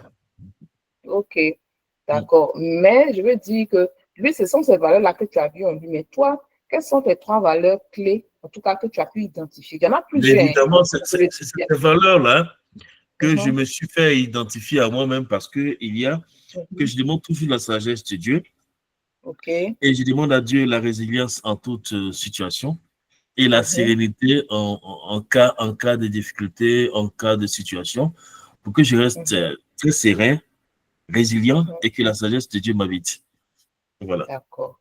Moi, je vois une autre valeur encore. Peut-être parce que je te connais, je ne sais pas. Je vois une autre valeur que Joseph a manifestée. Je vois la compassion. Je vois la compassion. La compassion en prison, la compassion pour ses frères et pour son peuple. Je ne sais pas si c'est une valeur qui te parle. Mais en fait, comme il fallait identifier, tout là, il y a plusieurs valeurs. D'accord, ok. Sinon, il y a justice, il y a humilité, il y a vision, il y a paix, il y a tout ça. Voilà. Ici. Mais ça dit que, est-ce que ce sont des valeurs, comme je dis, les valeurs clés, ça te fait réagir. Tu ne peux pas rester indifférent. Si, par exemple, je dis n'importe quoi, la valeur de la... Comment je vais expliquer ça même? Bon, pour toi, comment tu manifestes la sérénité? Par exemple, dans un exemple de ta vie, comment tu manifestes ça? Bon, de manière pragmatique, moi qui suis, je vais dire manager, il y a que chaque jour, il y a des épreuves, que ce soit professionnel, que ce soit en matière d'entreprise. Donc, il faut faire cas. C'est-à-dire qu'en fait, quand une situation arrive, il ne faudrait pas paniquer. Il faut juger un peu de partialité pour régler un problème.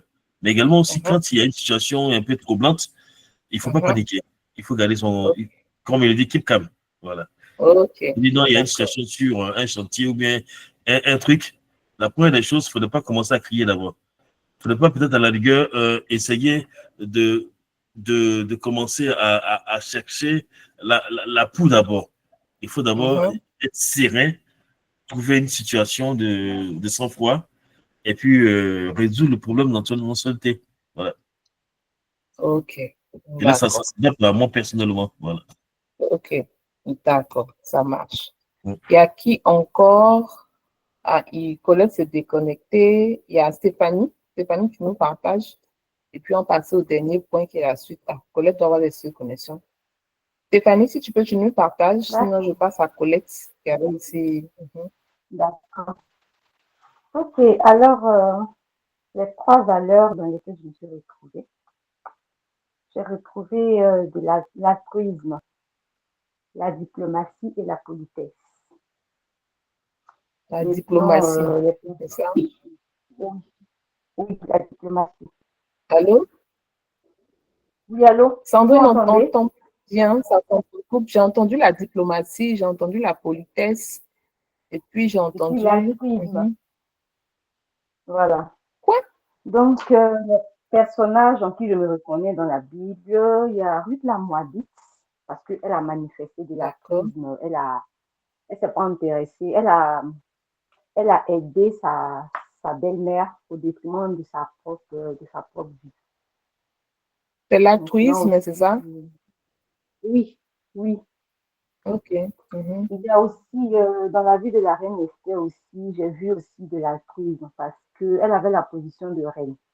C'est vrai que le décret qui avait été fait par le roi disait que tous ceux qui étaient juifs allaient être exterminés. C'était irrévocable. Mais bon, dans la Bible, il n'a pas dit clairement que étant reine, bon, peut-être qu'il y avait un autre décret qui pouvait l'épargner elle.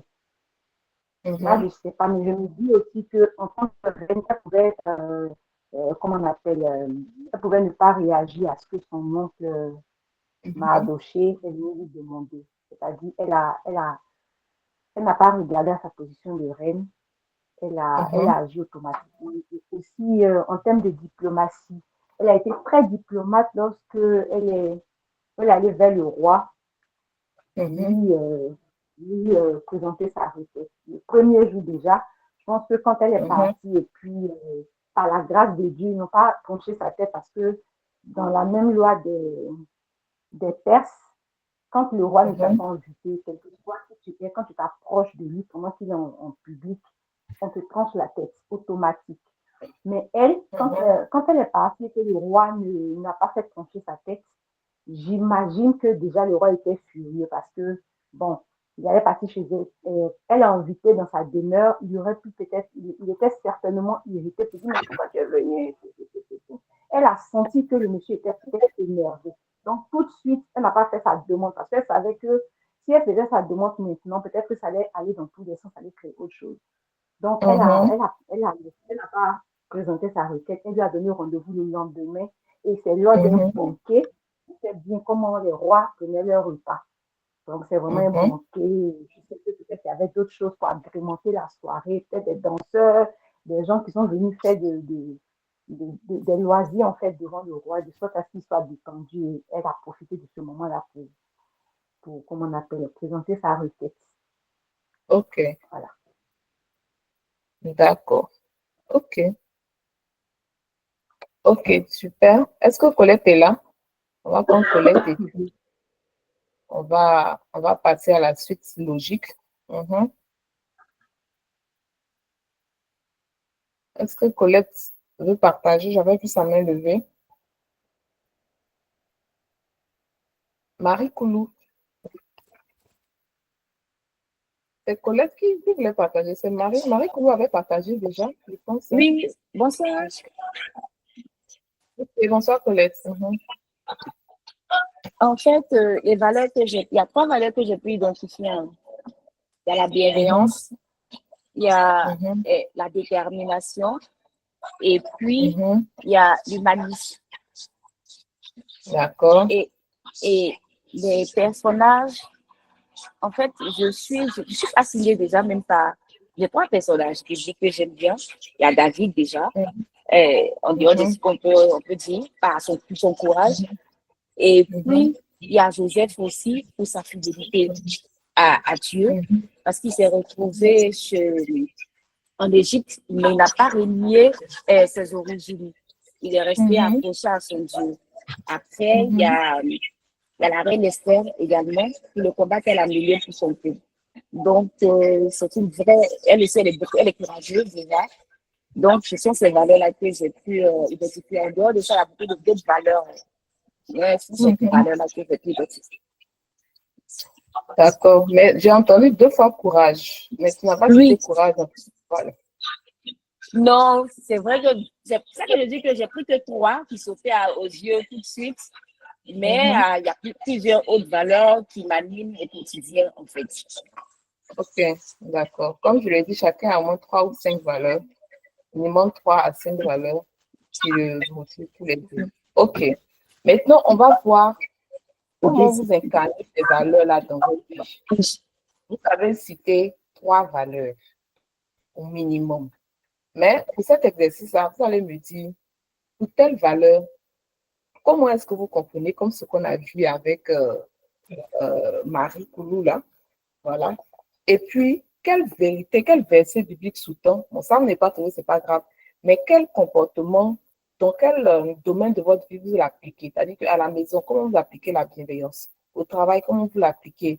Dans votre service ou dans votre communauté spirituelle ou bien sociale, comment vous l'appliquez?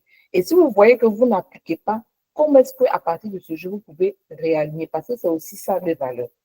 Si tu vois que tu n'es pas aligné avec ça, tu peux aussi corriger. Parce que, comme dit, il ne suffit pas de dire que j'ai telle valeur, mais comment tu le manifestes au quotidien pour que tu puisses manifester au fait Christ à travers de toi, pour que tu puisses manifester le règne de Dieu au travers de toi.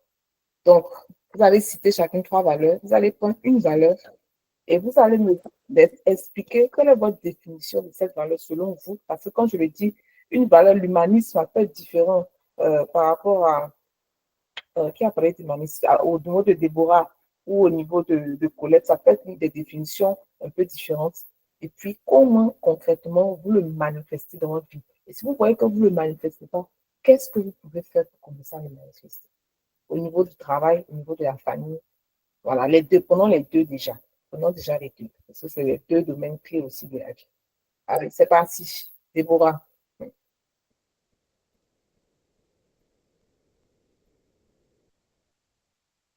Déborah, tu ne peux pas baisser la main. Tu as dit que tu as valeur d'humanisme, d'humilité et puis de famille. Donc, dis-nous, comment est-ce que tu manifestes ça? Parce que c'est ça, en fait, le thème d'aujourd'hui. L'idée, ce n'est pas d'avoir juste des valeurs, c'est de les incarner, en fait. Les valeurs, ce n'est pas un slogan, ce n'est pas une devise. D'accord, on va prendre Yélé. Yélé, tu as fini de réfléchir, de t'apposer, donc je suppose que Oui. tu peux répondre. Donc, on va prendre l'altruisme. Ok. Déjà, ce que j'entends par altruisme, c'est le fait de ne pas être, comme on dirait, selfish, c'est-à-dire que dans une situation donnée, voilà, égoïste, merci. Dans une situation donnée, j'ai tendance à ne pas analyser seulement de mon côté, mais je me mets aussi à la place de l'autre. Okay. Je vais donner un exemple simple, c'est quelque chose que j'ai vécu. Donne un comportement, un exemple qui est lié à ton travail et puis un exemple qui est lié à ta vie personnelle. Voilà. Ou bien familiale, ça dépend. Donc, 2 exemples. Voir comment tu manifestes ça. Dans le cadre professionnel, par exemple, on sait qu'en entreprise, le travail qu'on fait est à la chaîne. D'accord. Donc, quand les choses arrivent à mon niveau, déjà, parfois, je m'assure de ce que ce soit bien traité avant mon niveau. Mais même quand je vois qu'il y a des détails qui manquent et qu'à mon niveau, je peux rattraper, je rattrape. Et maintenant, quand moi, je dois faire ce qui est de ma responsabilité avant de transmettre, je m'assure de faire ce qu'il faut, de le faire proprement, de sorte à faire gagner du temps à la personne qui prend la main, en fait. Donc, professionnellement, voilà comment je manifeste la chose. Maintenant, dans ma vie personnelle, il y a eu, on va dire, un exemple précis, hein, histoire de locataire et propriétaire. Il y a eu un moment où j'habitais un appartement et puis j'ai eu des difficultés. Et puis, une fois, le propriétaire, un samedi à 6 heures, il m'a écrit un message percutant, quoi. Et ce qui est marrant, c'est que très tôt ce matin-là, quand je me suis réveillée, j'ai prié, j'ai dit à Dieu, ah Seigneur, tu vois, il y a le loyer. Vraiment, j'ai prié. Et j'ai fini de dire, moi, amen. Je prends mon téléphone, lourde menace du proprio. Et j'ai regardé le message. La première réaction, c'est que mon cœur s'est coupé. J'ai dit, hey, voilà à faire, je t'ai dit là, voilà ça. Mais après, je suis restée calme et j'ai répondu calmement au message du monsieur. Pourquoi? Parce qu'il était en colère, il n'y a pas de souci. Mais à côté de ça, même s'il m'avait mal parlé par message, je me suis dit, le monsieur a emprunté à la banque pour construire. Donc, il doit avoir certainement la pression. Ce n'est pas de ma faute, je ne fais pas exprès de lui d'avoir du retard, mais lui aussi, ce n'est pas de sa faute. Donc, il n'y a pas de problème. J'ai répondu tranquillement. Mais figurez-vous que quelques jours après, il est venu à la maison me présenter ses excuses. Parce qu'il dit que sa femme a vu le message qu'il m'a envoyé et sa femme n'a pas aimé. Et moi, je lui ai dit, je ne suis même pas fâchée après lui et que je le comprends. Il est propriétaire, lui seul sait quelle gymnastique il fait. Donc, voilà les deux cas, professionnellement et puis personnellement. Donc, professionnellement, tu t'assures de faire ce que toi tu as à faire pour ne pas que ça puisse ralentir le travail des autres.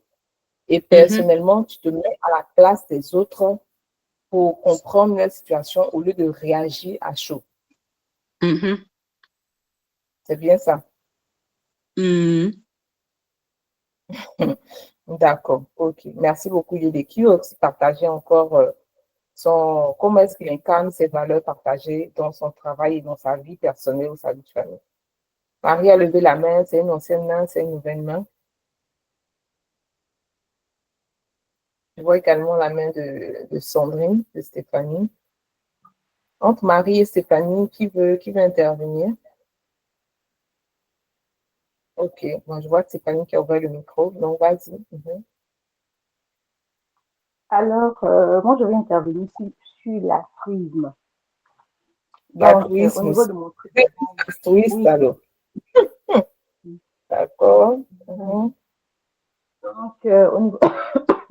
excusez-moi, au niveau de mon travail, je vais vous partager quelque chose que j'ai fait. Alors, je travaillais dans une rédaction et on avait des objectifs, c'est-à-dire dans la semaine, il fallait comptabiliser un certain nombre de mots. Quand tu ne le faisais pas, le lundi matin, en tout cas, tu recevais un mail très salé. Donc, on avait recruté de nouvelles personnes et parmi ces personnes, il y avait une qui avait vraiment des difficultés pour rédiger ces articles. Et quand on a de gros objectifs comme ça en termes de mots, consacrer ne serait-ce que 10-15 minutes à une personne pour l'aider, chacun était sur son ordinateur. Même quand ton voisin te demande même de lui passer même quelque chose, même sur le bureau, même à peine même si tu l'écoutes, parce que chacun était en quête de ses mots. Et il y a une qui était venue et je voyais qu'elle était vraiment dans les difficultés. Elle était vraiment dans les difficultés. Et j'ai sacrifié moi-même mes objectifs et j'ai vraiment essayé de l'aider. Je lui disais, écris comme ça, prends cette tournure, ne prends pas cette tournure. Quand elle finissait de rédiger, je prenais ses actes. Je pouvais peut-être par jour, peut-être 2 heures de temps comme ça en train de l'aider, au moins. Et tous mes collègues étant qui me disent, ah, mais toi, Sandrine, là, tu aimes trop ça. Elle n'a pas le niveau, elle va partir. Je dis non, au moins là. Si elle a eu un entretien, ils l'ont recrutée, c'est qu'elle a quelque chose qu'ils ont vu en elle. Et il faut simplement l'aider, quoi. Donc, j'essayais de l'aider comme ça. Malheureusement, elle n'est pas restée au bout de 2-3 semaines. Ils ont fait partie parce qu'elle elle était vraiment stressée et tout ça. Donc, ils l'ont libérée. Voilà. Maintenant, au niveau de ma vie personnelle, bon, quand je suis en face de quelqu'un qui a une difficulté, tout de suite, la première chose qui me vient en tête, sans réfléchir, en fait, je vais aider cette personne-là. Je vais aider cette personne. Et puis, bon, après, il y a certains facteurs qui vont rentrer peut-être en ligne de compte, peut-être les moyens logistiques ou bien financiers qui vont faire que je ne pourrai pas. Mais tout de suite, quand quelqu'un m'expose un problème, je l'aide. Et puis, quand je viens en aide à quelqu'un, je le fais vraiment avec tout mon cœur, en fait, au point même de sacrifier peut-être moi-même mon confort personnel pour venir en aide à cette personne. Voilà. Ok. Maintenant, moi, j'ai une question. Ta collègue en question, si tu avais été sanctionné pour l'avoir aidé, comment tu aurais réagi? Non, je prenais des mesures pour ne pas sanctionner, c'est-à-dire Oublie en ça. termes d'objectif. Imagine que ton responsable t'avait trouvé en train de l'aider, alors que chacun avait son objectif et puis t'as sanctionné. Comment tu allais réagir? C'était pas un problème. C'était pas un problème, en fait. C'était pas un problème pour qu'on aide les autres. C'était pas un problème. Maintenant, le problème pouvait se poser en termes d'objectifs, mais je trouvais le temps de, comment on appelle, je m'arrangeais de sorte à ce que le fait de l'aider ne puisse pas empiéter sur mes objectifs. Je suis d'accord. Maintenant, imagine si tu avais été sanctionné pour l'avoir aidé. Qu'est-ce que tu aurais fait?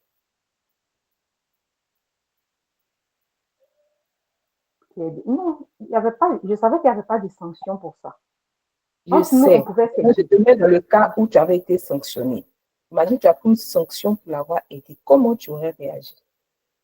Là, je sais que c'est déjà passé, mais moi, je te dis, imagine si tu avais été sanctionné pour l'avoir aidé.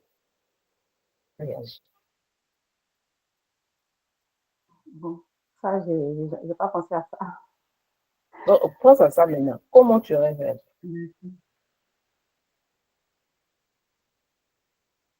Est-ce que tu aurais dit dans ton cœur, ah, vraiment, je voulais aider, j'ai subi ça, mais Seigneur, c'est ta grâce, ou bien tu t'aurais été en colère? Parce que c'est ça les valeurs. Non, j'allais pas être en colère parce que j'allais pas être en colère. J'allais pas être en colère parce que dans la vie de tous les jours, on aide des personnes qui nous font des faux coups après. Mais bon, personnellement, moi, ça ne m'empêche pas toujours de continuer à aider les gens. Moi, j'allais pas être en colère, je pense pas que j'allais être en colère. Peut-être que j'allais faire une remise en cause pour voir. Peut-être que j'aurais peut-être pu prendre des mesures qui allaient faire que je n'allais pas être sanctionnée. Sinon, je n'allais pas être en colère de « Ah, si je savais, je n'allais pas l'aider. » Non, je n'allais pas penser ça. Ok. C'est important parce que souvent, nos valeurs sont testées dans des situations comme ça. C'est-à-dire que même s'il y aurait une situation négative où on aurait eu une sanction, bien une situation qui nous aurait, comment on appelle ça même, porté plainte, préjudice, pardon. Est-ce qu'on aurait, si c'était à refaire, est-ce qu'on aurait refait? C'est ça la fidélité aux valeurs. C'est pour ça que je t'ai posé la question. Parce que souvent, tu peux faire du bien ou paraître bien devant les gens. Mais si ça te coûte, tu peux dire que tu ne vas pas le faire, au fait. C'est ça. Les valeurs, tu les maintiens, même si ça te coûte quelque chose. Même si ça te coûte ta crédibilité, encore, même si ça te coûte quelque chose, un temps soit peu. Tu es fidèle à ça, au fait. C'est pour ça que je t'ai posé la question. Et souvent, on fait les choses altruistes là. Pour tout le monde est altruiste, hein, jusqu'à ce que quelque chose arrive. Puis toi-même, tu vas savoir si tu es vraiment altruiste. Merci beaucoup, Stéphanie, pour ton partage. Il y a Marie qui a levé la main. Si tu veux partager.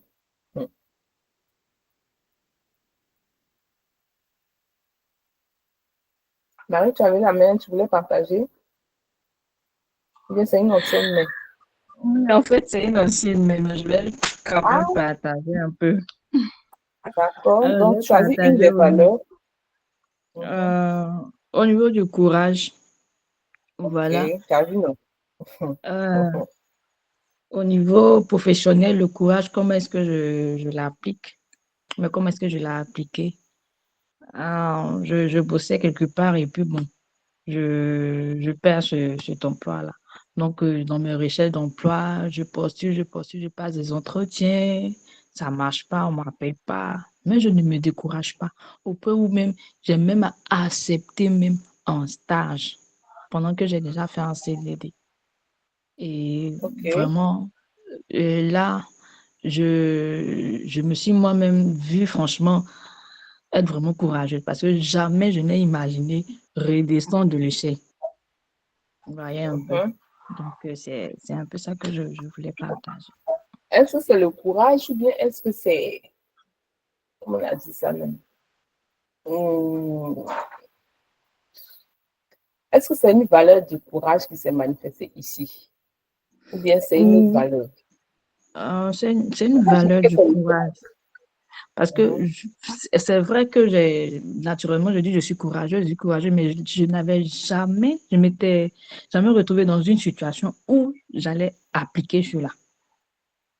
Ok. Voilà, donc cette situation a fait Ok. que j'ai pu, Mais franchement, pourquoi tu estimes que c'est du courage? C'est du courage par rapport à quoi? c'est du courage parce qu'en fait, moi, quand je disais toujours, en fait, dans la vie, il faut toujours avancer, il ne faut pas reculer. Mhm, Donc, je pourrais dire non, moi, je vais pas aller en stage puisque moi, j'ai déjà passé cette étape-là. Voilà, je pourrais rester mhm, là. Donc, mhm. toujours avoir voilà, de l'espoir. Je dis que oui, oui, il faut que je trouve encore un autre CDD ou bien un CDI, vous voyez.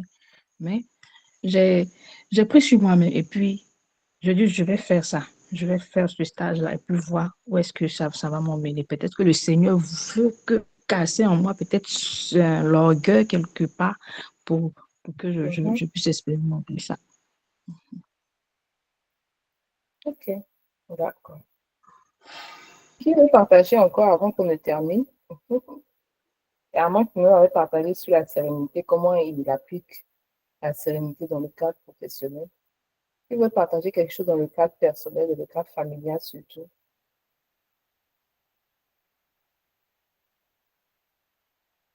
Il y a Florence qui n'a pas parlé. Il y a Titi qui n'a pas parlé aussi.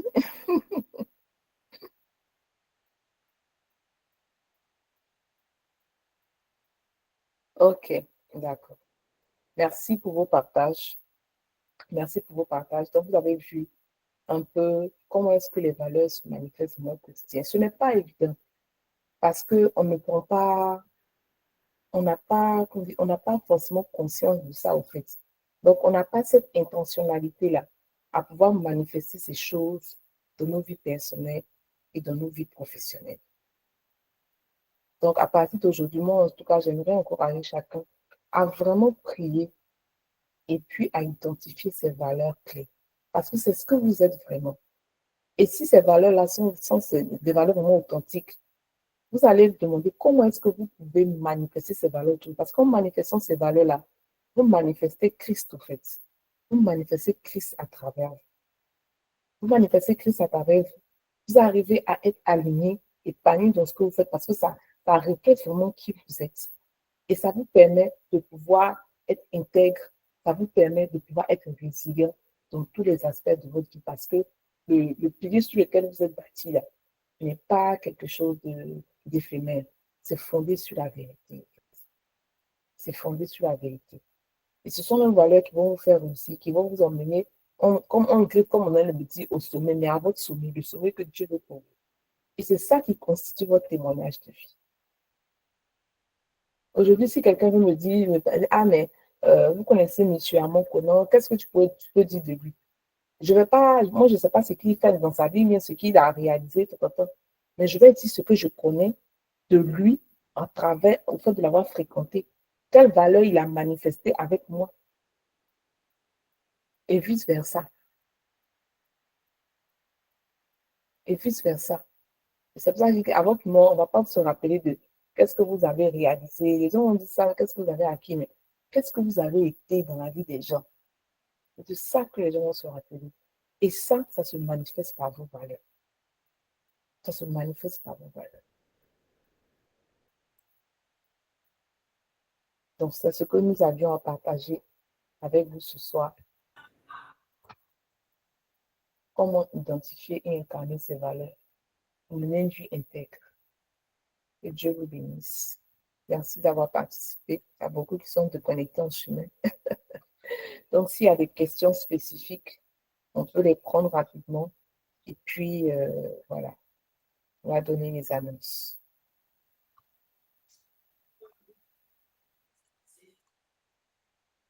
Allô? Oui, mon frère Amon. Alors, d'accord. En tout cas, merci beaucoup pour ce cours sur la valeur qui vraiment que j'ai pris avec beaucoup d'assiduité. C'est vrai, généralement, je suis beaucoup distrait. Voilà, mais cette fois-ci, j'ai dit, il faut que je m'asseye pour vraiment pour écouter ce qu'ils font. Et là, ça a été vraiment, c'était impeccable pour moi, franchement. Et puis, demander la grâce de Dieu pour que ces valeurs-là, vraiment, ce soit vraiment intrinsèques et que Dieu donne vraiment la chance, la grâce de pouvoir les exécuter dans le comportement de tout un chacun. Mais avant que peut-être que tu puisses clôturer, je voulais juste faire un truc pour faire rire. C'est juste pour faire rire. La valeur que tout le monde admet, tout le monde est unanime dessus, c'est que tout le monde n'aime pas les foutaises. Ça, c'est une valeur. C'est pas, je dirais même pas que c'est une valeur, je dirais que personne n'aime les foutaises. Voilà, personne n'aime être voilà. Je suis chariteux, quoi, en passant. Voilà. C'est ça. Amen. Voilà. Amen. En tout cas, merci encore. Merci beaucoup. Merci beaucoup. Les valeurs, c'est un grand sujet, mais le sujet sur lequel le Seigneur voulait que j'attire votre attention, c'était la force de Dieu en vous. Et c'est ça qui fait que tout ce que vous faites, vous arrivez à tenir. Et c'est ça qui permet à vos familles, à vos activités, à vos entreprises, à toutes vos initiatives de tenir. Et c'est ça qui également garantit vos relations. C'est vraiment cet aspect-là que le Seigneur m'a donné de vous partager. Parce que les valeurs, il y a plein de trucs. Mais comprendre que les valeurs sont la force de Dieu en nous, c'est pas courant. Et comme vous comprenez que c'est la force de Dieu en nous, il faut identifier quel type de force que Dieu m'a donné. Quel type de caractère Dieu m'a donné pour que je puisse le manifester à travers mon frère et ma soeur. Quand Herman dit il est serein, souvent je l'appelle, c'est lui qui me calme. Mais comment je vais dire que Dieu est serein s'il ne manifeste pas ça à travers quelqu'un qui est serein et qui me montre comment être serein? C'est ça au fait. C'est ça au fait. Donc vraiment, j'invite chacun de vous à identifier ces valeurs et à réajuster comment je le manifeste vraiment.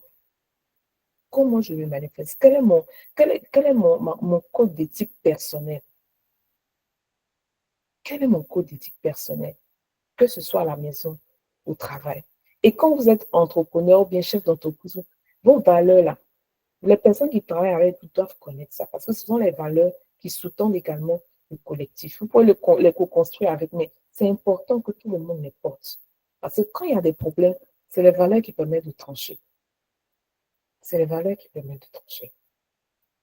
Donc, c'est ce que je voulais partager aussi avec vous ce soir. C'est un sujet que beaucoup de personnes négligent, mais c'est l'une des raisons pour lesquelles notre société est dans l'état dans lequel elle est aujourd'hui.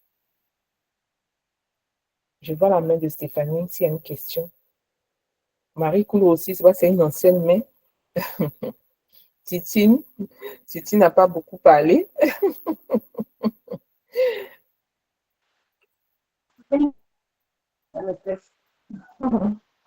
Ok, Stéphanie, tu as une question ou bien tu as quelque chose à partager avant qu'on ne puisse continuer? Non, je dis, c'était une Ok, d'accord, ok. Marie Coulou, c'est aussi une ancienne main? Ancienne main, d'accord. Donc, je baisse toutes les mains. D'accord. S'il n'y a pas d'autres questions, je remercie tous les membres du Cercle Joseph qui ont été là. Ceux qui nous rejoignent pour la première fois, je pense notamment Marie Koulou, Titine Dago. Bon, je pense qu'il y a des personnes qui étaient là qui sont parties. Nous, c'est le Cercle Joseph. Nous sommes une communauté chrétienne apprenante dédiée à la croissance personnelle et au développement du leadership, dans le but justement d'être des agents de transformation dans nos sociétés. Donc, on parle de tout ce qui est lié à l'aspect personnel dans la vie professionnelle et autres, d'où cette thématique qui parle des valeurs. Nos activités, nous avons un leadership book club que nous avons commencé depuis l'année passée. Actuellement, pour la saison 2025, nous sommes en train de terminer bientôt. Il est ouvert à tout le monde, voilà, il est ouvert à tout le monde. Il n'y a que les livres, les ouvrages qui sont à la charge de chaque participant. Nous avons des rencontres en général les dimanches soir à partir de 17h30. Et nous avons également des masterclass qui se font une fois par mois et également des conférences en présentiel. La prochaine conférence sera bientôt, je pense en décembre. Vous aurez plus d'informations sur les pages Facebook et LinkedIn pour ceux qui nous suivent. Donc, voici un peu ce que nous faisons. Merci au Seigneur qui a permis ce temps et ce moment. Et je prie pour que cette semence spécifique par rapport aux valeurs puisse porter du fruit dans chacune de vos vies et qu'en sortie de cela, que vous puissiez clairement identifier qu'est-ce qui vous caractérise, quelle est la force que Dieu a mis en vous et que vous puissiez manifester cette force, ce caractère, dans vos dans les différents aspects de vos vies. Père, nous voulons encore te rendre toute la gloire. Nous voulons te dire merci pour ce moment. Merci de nous avoir guidés, de nous avoir orientés. Merci d'avoir attiré notre attention sur la puissance des valeurs dans nos vies personnelles et leur impact dans notre vie en communauté. Merci pour les frères et sœurs qui se sont connectés, qui sont restés jusqu'au bout. Merci pour ce que tu vas faire au travers de leur vie suite à cette leadership session. Merci pour la vie du cercle Joseph. Que ton nom soit béni, que ton nom soit loué, que ton nom soit glorifié.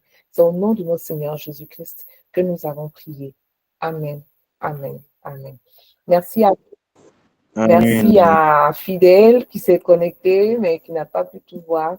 Merci à Colette, merci à Marie Coulou, merci à Florence, merci à Stéphanie, merci à Titine également. Je pense que Titine devait avoir des difficultés pour communiquer. Merci à Yélé, merci à Déborah. Que Dieu vous bénisse.